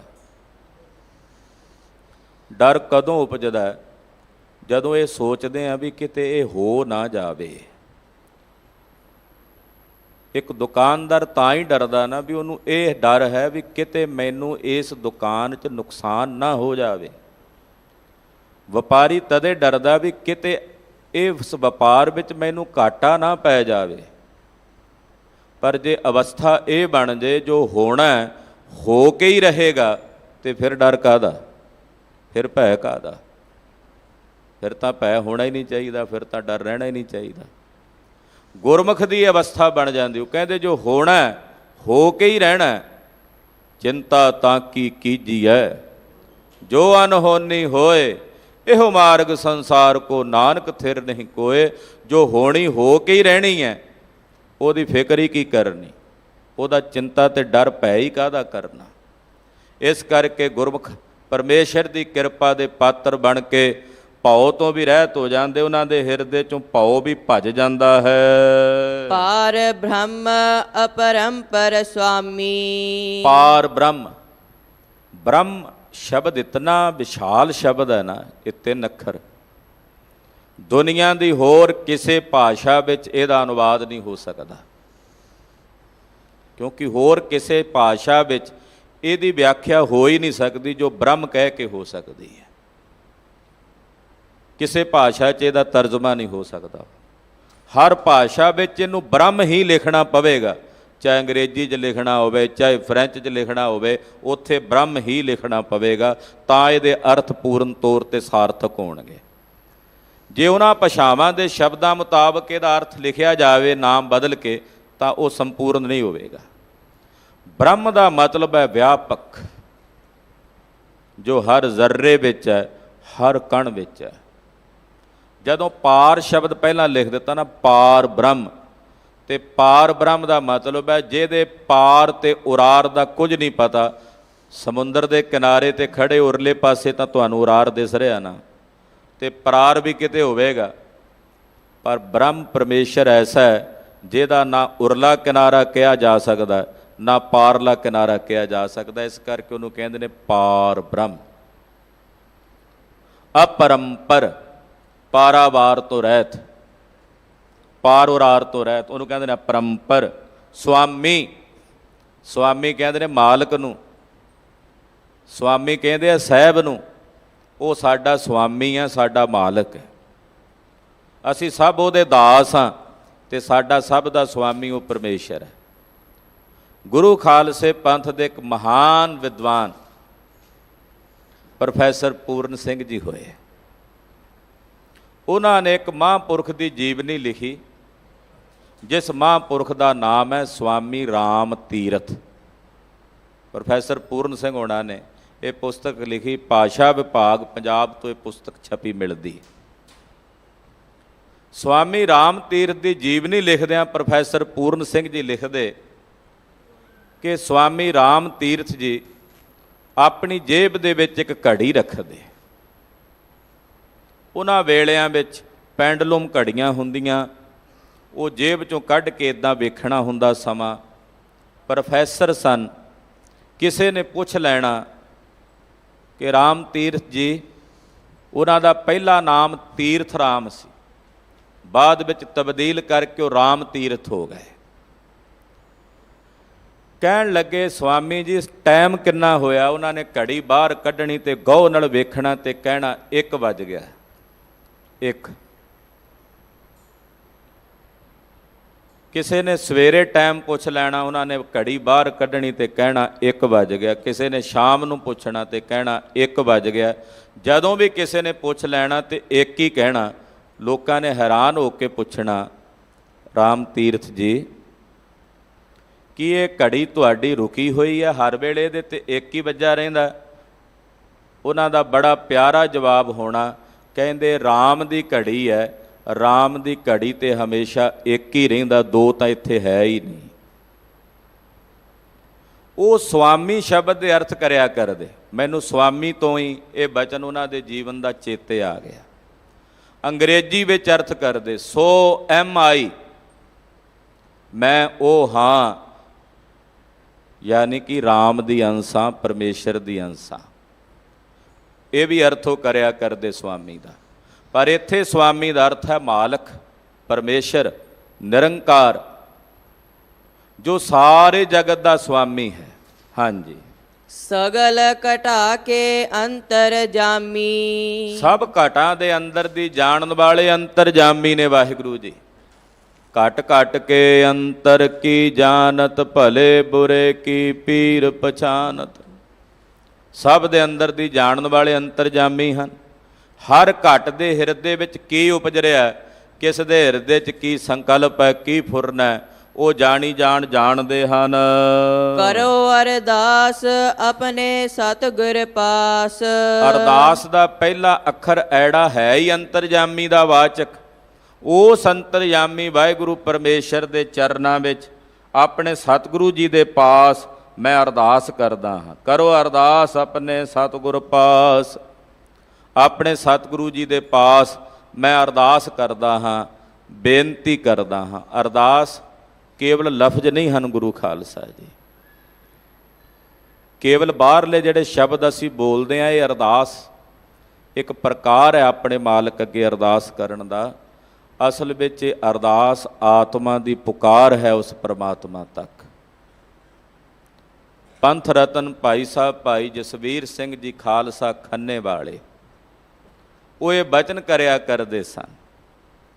ਕਹਿੰਦੇ ਕਿ ਜਿਹੜੀ ਇਹ ਅਰਦਾਸ ਹੈ, ਇਹ ਰੂਹ ਦੀ ਪੁਕਾਰ ਹੈ ਉਸ ਪਰਮਾਤਮਾ ਤੱਕ, ਆਤਮਾ ਦੀ ਪੁਕਾਰ ਹੈ ਉਸ ਪਰਮਾਤਮਾ ਤੱਕ ਕਿ ਹੇ ਪਰਮਾਤਮਾ ਸਾਨੂੰ ਆਪਣੇ 'ਚ ਭੇਦ ਕਰ ਲੈ। ਕਿਰਤ ਕਰਮ ਕੇ ਵਿਛੜੇ ਕਰ ਕਿਰਪਾ ਮੇਲੋ ਰਾਮ, 4 ਕੁੰਟ ਦਹ ਦਿਸ ਭ੍ਰਮੇ ਥਕ ਆਏ ਪ੍ਰਭ ਕੀ ਸਾਮ। ਇਹ ਪੁਕਾਰ ਹੈ ਅਕਾਲ ਪੁਰਖ ਦੇ ਚਰਨਾਂ 'ਚ। ਕਹਿੰਦੇ ਆਪਣੇ ਸਤਿਗੁਰੂ ਜੀ ਦੇ ਪਾਸ ਮੇਰੇ ਹਿਰਦੇ 'ਚੋਂ ਅਰਦਾਸ ਹੈ। ਕੀ ਅਰਦਾਸ ਕਰਦੇ ਨੇ ਦੱਸਦੇ ਹਨ, ਨਾਨਕ ਨਾਮ ਮਿਲੈ ਸਚ ਰਾਸ। ਹੇ ਸਤਿਗੁਰੂ ਜੀ, ਮੇਰੀ ਇਹ ਅਰਦਾਸ ਹੈ ਕਿ ਮੈਨੂੰ ਤੁਹਾਡਾ ਨਾਮ ਮਿਲੇ, ਆਪ ਜੀ ਦੇ ਅੰਮ੍ਰਿਤ ਨਾਮ ਦੀ ਮੈਨੂੰ ਪ੍ਰਾਪਤੀ ਹੋਵੇ, ਕਿਉਂਕਿ ਆਪ ਜੀ ਦਾ ਬਖਸ਼ਿਆ ਹੋਇਆ ਇਹੀ ਨਾਮ ਮੇਰੇ ਵਾਸਤੇ ਸੱਚੀ ਪੂੰਜੀ ਹੈ। ਸੱਚ ਰਾਸ, ਇਹ ਸੱਚੀ ਰਾਸ਼ੀ ਹੈ ਮੇਰੇ ਲਈ, ਸੱਚੀ ਪੂੰਜੀ ਹੈ ਜਿਹੜੀ ਇਸ ਲੋਕ ਵਿੱਚ ਵੀ ਔਰ ਪਰਲੋਕ ਵਿੱਚ ਵੀ ਮੇਰੇ ਨਾਲ ਨਿਭਣੀ ਹੈ। ਗੌੜੀ ਮਹੱਲਾ ਪੰਜਵਾ। ਗੌੜੀ ਰਾਗ 'ਚ ਪੰਚਮ ਪਾਤਸ਼ਾਹ ਧੰਨ ਗੁਰੂ ਅਰਜਨ ਦੇਵ ਸਾਹਿਬ ਜੀ ਉਚਾਰਦੇ ਹਨ, ਕਣ ਬਿਨਾ ਜੈਸੇ ਥੋਥਰ ਤੁਖਾ। ਕਣ ਦਾਣੇ ਤੋਂ ਬਿਨਾ, ਜਿਵੇਂ ਛਿਲਕਾ ਕਿਸੇ ਕੰਮ ਦਾ ਨਹੀਂ ਹੁੰਦਾ, ਨਿਕੰਮਾ ਹੁੰਦਾ। ਛਿਲਕਾ ਜਿਹੜਾ ਉਹ ਨਿਕੰਮਾ ਹੁੰਦਾ ਦਾਣੇ ਤੋਂ ਬਿਨਾ, ਉਹ ਕਿਸੇ ਕੰਮ ਨਹੀਂ ਆਉਂਦਾ। ਪਰ ਉਹਦੀ ਲੋੜ ਵੀ ਹੁੰਦੀ ਹੈ। ਜੇ ਕੁਦਰਤੀ ਤੌਰ ਤੇ ਉਸ ਬੀਜ ਨੂੰ ਬੀਜਣਾ ਹੋਵੇ ਤੇ ਛਿਲਕੇ ਸਮੇਤ ਬੀਜਣਾ ਪੈਂਦਾ, ਪਰ ਦਾਣੇ ਤੋਂ ਬਿਨਾ ਉਹ ਛਿਲਕਾ ਕਿਸੇ ਕੰਮ ਦਾ ਨਹੀਂ। ਕਈ ਪੁੱਛਦੇ ਹੈ ਕਿ ਬਾਹਰੋਂ ਧਰਮੀ ਲਿਬਾਸ ਰੱਖਣਾ ਜ਼ਰੂਰੀ ਹੈ, ਬਾਹਰੋਂ ਗਾਤਰਾ ਪਾਉਣਾ, ਬਾਹਰੋਂ 5 ਕੱਕਿਆਂ ਦੀ ਮਰਿਆਦਾ ਰੱਖਣੀ, ਇਹ ਧਾਰਮਿਕ ਵੇਸ਼, ਧਾਰਮਿਕ ਸਵਰੂਪ ਬਾਹਰੋਂ ਧਾਰਨ ਕਰਨਾ, ਕੀ ਇਹ ਜ਼ਰੂਰੀ ਹੈ? ਜੇ ਅੰਦਰੋਂ ਧਰਮੀ ਹੋਇਆ ਜਾਵੇ ਤਾਂ ਬਹੁਤ ਹੈ। ਕੀ ਭੇਖ ਦੀ ਜ਼ਰੂਰਤ ਹੈ? ਦੁਨੀਆ ਦੇ ਜਿੰਨੇ ਵੀ ਮਤ ਮਤਾਂਤਰ ਨੇ, ਹਰ ਇੱਕ ਮਤ ਮਤਾਂਤਰ ਦੇ ਮਹਾਂਪੁਰਸ਼ਾਂ ਨੇ, ਰਿਸ਼ੀਆਂ ਮੁਨੀਆਂ ਨੇ ਆਪਣੇ ਅਨੁਯਾਈਆਂ ਨੂੰ ਕੋਈ ਨਾ ਕੋਈ ਭੇਖ ਦਿੱਤਾ।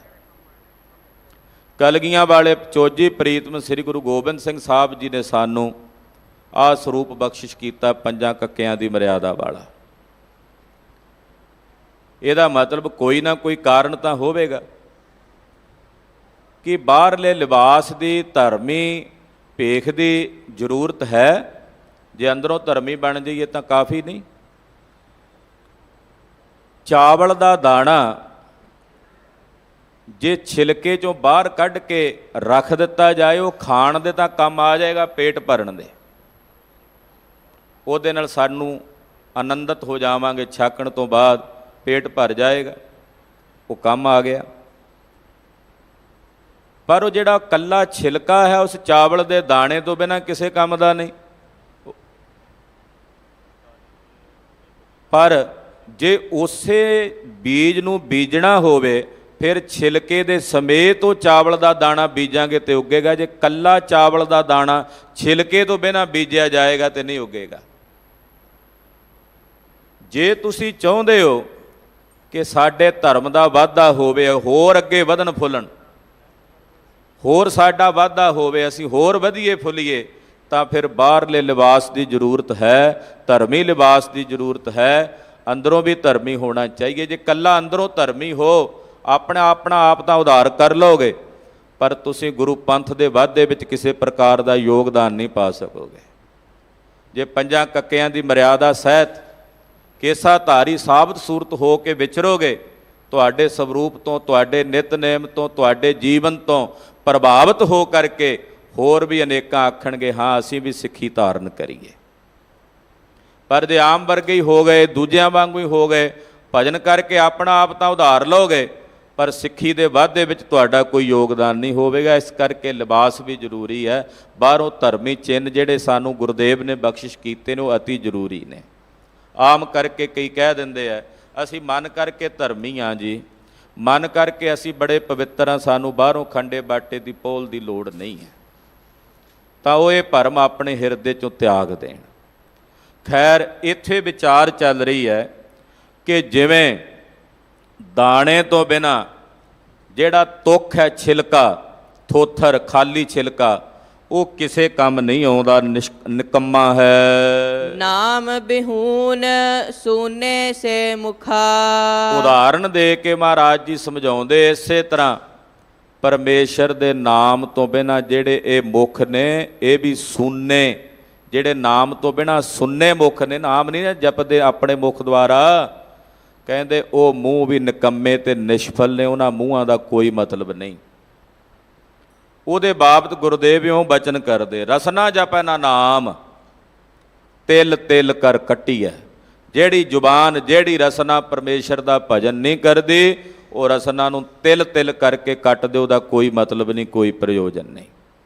ਪਰ ਜਿਹੜਾ ਮੁਖ ਪਰਮੇਸ਼ਰ ਦਾ ਨਾਮ ਜਪਦਾ, ਮਹਾਰਾਜ ਕਹਿੰਦੇ ਉਹ ਮੁਖ ਸੁਹਾਵੇ ਨੇ, ਉਹ ਮੁਖ ਸ਼ੋਭਨੀਕ ਨੇ। ਪਰ ਜਿਨ੍ਹਾਂ ਮੁਖਾਂ ਵਿੱਚੋਂ ਪਰਮੇਸ਼ਰ ਦਾ ਨਾਮ ਨਹੀਂ ਉਚਰਿਆ ਜਾਂਦਾ ਉਹ ਮੁਖ ਨਿਕੰਮੇ ਨੇ। ਜਿਵੇਂ ਦਾਣੇ ਤੋਂ ਬਿਨਾਂ ਛਿਲਕਾ ਨਿਕੰਮਾ ਹੈ। ਹਰ ਹਰ ਨਾਮ ਜਪੋ ਨਿਤ ਪ੍ਰਾਣੀ। ਇਹ ਪ੍ਰਾਣਾ ਵਾਲੇ ਪ੍ਰਾਣੀ, ਆਪਾਂ ਸਾਰੇ ਪ੍ਰਾਣ ਧਾਰੀ ਆ ਨਾ, ਸਭ 'ਚ ਪ੍ਰਾਣ ਚੱਲਦੇ ਆ। ਇਸ ਕਰਕੇ ਸਾਨੂੰ ਸਾਰਿਆਂ ਨੂੰ ਸੰਬੋਧਨ ਕਰਦਿਆਂ ਕਹਿੰਦੇ ਪੰਜਵੇਂ ਪਾਤਸ਼ਾਹ, ਹੇ ਪ੍ਰਾਣਾ ਵਾਲਿਓ ਪ੍ਰਾਣੀਓ, ਪੰਜ ਪ੍ਰਕਾਰ ਦੇ ਪ੍ਰਾਣਾਂ ਨੂੰ ਧਾਰਨ ਕਰਨ ਵਾਲੇ ਪ੍ਰਾਣੀਓ, ਸੁਣੋ, ਅਕਾਲ ਪੁਰਖ ਵਾਹਿਗੁਰੂ ਪਰਮੇਸ਼ਰ ਦਾ ਨਾਮ ਜਪੋ, ਪਰਮੇਸ਼ਰ ਦੇ ਨਾਮ ਦੀ ਆਰਾਧਨਾ ਕਰੋ, ਹਰ ਹਰ ਨਾਮ ਜਪੋ ਨਿਤ ਪ੍ਰਾਣੀ। ਨਿਤ ਜਪੋ, ਨਿਤਾ ਪ੍ਰਤੀ ਪਰਮੇਸ਼ਰ ਦੇ ਨਾਮ ਦੀ ਆਰਾਧਨਾ ਕਰੋ। ਨਾਮ ਬਿਹੂਨ ਤ੍ਰਿਗ ਦੇਹ ਬੇਗਾਨੀ। ਪਰਮੇਸ਼ਰ ਦੇ ਨਾਮ ਤੋਂ ਬਿਨਾਂ ਇਹ ਦੇਹ ਤ੍ਰਿਗ ਹੈ, ਇਹਦੇ ਤੇ ਤਰਕਾਰ ਹੈ। ਮਹਾਂਪੁਰਖ ਦੱਸਦੇ ਆ ਵੀ 100 ਵਾਰੀ ਕਿਸੇ ਨੂੰ ਫਿਟੇ ਮੂੰਹ, 100 ਵਾਰੀ ਲਾਹਨਤ ਪਾਓ ਤੇ ਇੱਕ ਵਾਰੀ ਫਿਟੇ ਮੂੰਹ ਬਣਦਾ ਹੈ। ਜਾਂ ਇਦਾਂ ਕਹਿੰਦੇ 100 ਵਾਰੀ ਫਿਟੇ ਮੂੰਹ ਕਹੋ ਤੇ ਇੱਕ ਲਾਹਨਤ ਬਣਦੀ ਹੈ। 100 ਵਾਰੀ ਲਾਹਨਤ ਪਾਓ ਤੇ ਇੱਕ ਤ੍ਰਿਗ ਬਣਦਾ ਹੈ। ਪਾਤਸ਼ਾਹ ਕਹਿੰਦੇ ਉਹ ਦੇਹਾਂ ਤ੍ਰਿਗ ਨੇ ਜਿਹੜੀਆਂ ਪਰਮੇਸ਼ਰ ਦੇ ਨਾਮ ਤੋਂ ਵਿਹੂਣੀਆਂ ਨੇ। ਜਿਨ ਸੁੰਝੀ ਦੇਹ ਫਿਰੈ ਬਿਨ ਨਾਮੈ, ਉਹ ਖੱਪ ਖੱਪ ਮੂਏ ਕਰੰਝਾ। ਪਰਮੇਸ਼ਰ ਦੇ ਭਜਨ ਤੋਂ ਵਿਹੂਣੀਆਂ ਜਿਹੜੀਆਂ ਦੇਹਾਂ ਹਨ, ਗਰੀਬ ਨਵਾਜ ਪਾਤਸ਼ਾਹ ਕਹਿੰਦੇ ਉਹਨਾਂ ਤੇ ਤਰਕਾਰ ਹੈ, ਔਰ ਉਹ ਬੇਗਾਨੀਆਂ ਨੇ। ਬੇਗਾਨੀਆਂ ਦਾ ਮਤਲਬ ਕਾਲ ਦਾ ਖਾਜਾ ਨੇ। ਅੱਗ ਦੇ ਵਿੱਚ ਉਹਨਾਂ ਨੇ ਸੜ ਕੇ ਸਵਾਹ ਹੋ ਜਾਣਾ ਹੈ। ਰਹਾਉ ਨਾਮ ਬਿਨਾ ਨਾਹੀ ਮੁਖ ਭਾਗ। ਪਰਮੇਸ਼ਰ ਦੇ ਨਾਮ ਤੋਂ ਬਿਨਾ ਮੱਥੇ ਤੇ ਚੰਗੇ ਭਾਗ ਨਹੀਂ ਬਣਦੇ। ਕਈ ਕਹਿੰਦੇ ਜੀ ਸਾਡੇ ਭਾਗ ਨਹੀਂ ਚੰਗੇ। ਮਹਾਰਾਜ ਜੀ ਕਹਿੰਦੇ ਨਾਮ ਜਪੋ, ਨਾਮ ਦੀ ਸਾਧਨਾ ਨਾਲ ਤੁਹਾਡੇ ਭਾਗ ਆਪਣੇ ਆਪ ਹੀ ਚੰਗੇ ਹੋ ਜਾਣਗੇ। ਨਾਮ ਦਾ ਜਾਪ ਚੰਗੇ ਭਾਗ ਬਣਾਉਂਦਾ। ਇਸ ਕਰਕੇ ਪਾਤਸ਼ਾਹ ਕਹਿੰਦੇ ਨਾਮ ਤੋਂ ਬਿਨਾ ਮੱਥੇ ਤੇ ਚੰਗੇ ਭਾਗ ਨਹੀਂ ਬਣਦੇ। ਭਰਤ ਬਿਹੂਨ ਕਹਾ ਸੁਹਾਗ। ਇਹ ਦੱਸੋ ਭਲਾ ਜਿਸ ਇਸਤਰੀ ਦਾ ਪਤੀ ਨਾ ਹੋਵੇ ਉਹ ਸੁਹਾਗਣ ਗਿਣੀ ਜਾ ਸਕਦੀ ਹੈ? ਜਿਸ ਇਸਤਰੀ ਦਾ ਪਤੀ ਚਲਾਣਾ ਕਰ ਜਾਏ, ਪਤੀ ਹੋਵੇ ਨਾ ਸਿਰ ਤੇ, ਉਹਨੂੰ ਸੁਹਾਗਣ ਨਹੀਂ ਗਿਣਿਆ ਜਾ ਸਕਦਾ। ਇਸੇ ਤਰ੍ਹਾਂ ਜਿਹੜੇ ਨਾਮ ਤੋਂ ਵਿਹੂਣੇ ਬੰਦੇ ਐ ਉਹ ਭਾਗਾਂ ਵਾਲੇ ਨਹੀਂ ਕਹੇ ਜਾ ਸਕਦੇ, ਨਿਭਾਗੇ ਨੇ। ਆਮ ਕਰਕੇ ਕਹਿ ਦਿੰਦੇ ਜੀ ਵੇਖੋ ਫਲਾਣੇ ਬੰਦੇ ਇੰਨੇ ਪਾਪ ਕਰਦੇ ਆ, ਨਾਮ ਨਹੀਂ ਜਪਦੇ, ਫਿਰ ਵੀ ਬੜੇ ਸੁਖੀ ਨੇ, ਬੜੇ ਭਾਗ ਨੇ ਉਹਨਾਂ ਦੇ। ਮਹਾਰਾਜ ਜੀ ਕਹਿੰਦੇ ਕਾਹਦੇ ਭਾਗ ਬਈ? ਸੁਹਾਗ ਤੋਂ ਬਿਨਾਂ ਇਸਤਰੀ ਕਿਵੇਂ ਸੁਹਾਗਣ ਹੋ ਸਕਦੀ ਹੈ? ਇਸੇ ਤਰ੍ਹਾਂ ਨਾਮ ਦੇ ਜਾਪ ਤੋਂ ਬਿਨਾਂ ਇਹ ਮਨੁੱਖੇ ਜੀਵ ਭਾਗਾਂ ਵਾਲਾ ਨਹੀਂ ਹੋ ਸਕਦਾ। ਨਾਮ ਵਿਸਾਰ ਲੱਗੈ ਅਨ ਸੁਆਏ। ਪਰਮੇਸ਼ਰ ਦੇ ਨਾਮ ਨੂੰ ਵਿਸਾਰ ਕੇ ਜਿਹੜੇ ਬੰਦੇ ਹੋਰ ਸਵਾਦਾਂ ਵਿੱਚ, ਹੋਰ ਸਵਾਰਥਾਂ ਵਿੱਚ ਲੱਗੇ ਹੋਏ ਨੇ, ਉਲਝੇ ਹੋਏ ਨੇ, ਤਾ ਕੀ ਆਸ ਨਾ ਪੂਜੈ ਕਾਏ। ਉਹਨਾਂ ਦੀ ਕਿਤੇ ਵੀ ਆਸ ਪੂਰੀ ਨਹੀਂ ਹੁੰਦੀ। ਉਹਨਾਂ ਦੀ ਕੋਈ ਆਸ ਪੂਰੀ ਨਹੀਂ ਹੁੰਦੀ। ਆਸਾ ਵਿੱਚ ਹੀ ਉਹਨਾਂ ਦੀ ਸਾਰੀ ਜ਼ਿੰਦਗੀ ਬੀਤ ਜਾਂਦੀ ਹੈ ਔਰ ਆਸਾ 'ਚ ਹੀ ਮਰ ਜਾਂਦੇ ਆ, ਮੁੜ ਕੇ ਫਿਰ ਆਸਾ 'ਚ ਹੀ ਜੰਮ ਪੈਂਦੇ ਆ। ਅਕਾਲ ਪੁਰਖ ਵਾਹਿਗੁਰੂ ਪਰਮੇਸ਼ਰ ਦੇ ਭਜਨ ਤੋਂ ਬਿਨਾਂ, ਉਹਦੀ ਆਰਾਧਨਾ ਤੋਂ ਬਿਨਾਂ ਜਿਹੜੇ ਸੰਸਾਰ ਦੇ ਹੋਰ ਸਵਾਰਥਾਂ 'ਚ ਉਲਝੇ ਹੋਏ ਨੇ, ਉਹਨਾਂ ਦੀ ਕੋਈ ਵੀ ਆਸ ਪੂਰਨ ਨਹੀਂ ਹੁੰਦੀ। ਕਰ ਕਿਰਪਾ ਪ੍ਰਭ ਆਪਣੀ ਦਾਤ। ਹੇ ਪ੍ਰਭੂ, ਹੇ ਅਕਾਲ ਪੁਰਖ, ਹੇ ਵਾਹਿਗੁਰੂ, ਹੇ ਪਰਮੇਸ਼ਰ, ਹੇ ਸੁਆਮੀ, ਹੇ ਗੋਬਿੰਦ, ਹੇ ਗੋਪਾਲ, ਹੇ ਦਿਆਲ ਲਾਲ, ਪ੍ਰਾਣਨਾਥ ਨਾਥ ਸਖੇ ਦੀਨ ਦਰਦ ਨਿਵਾਰ। ਹੇ ਅਕਾਲ ਪੁਰਖ ਜੀਓ,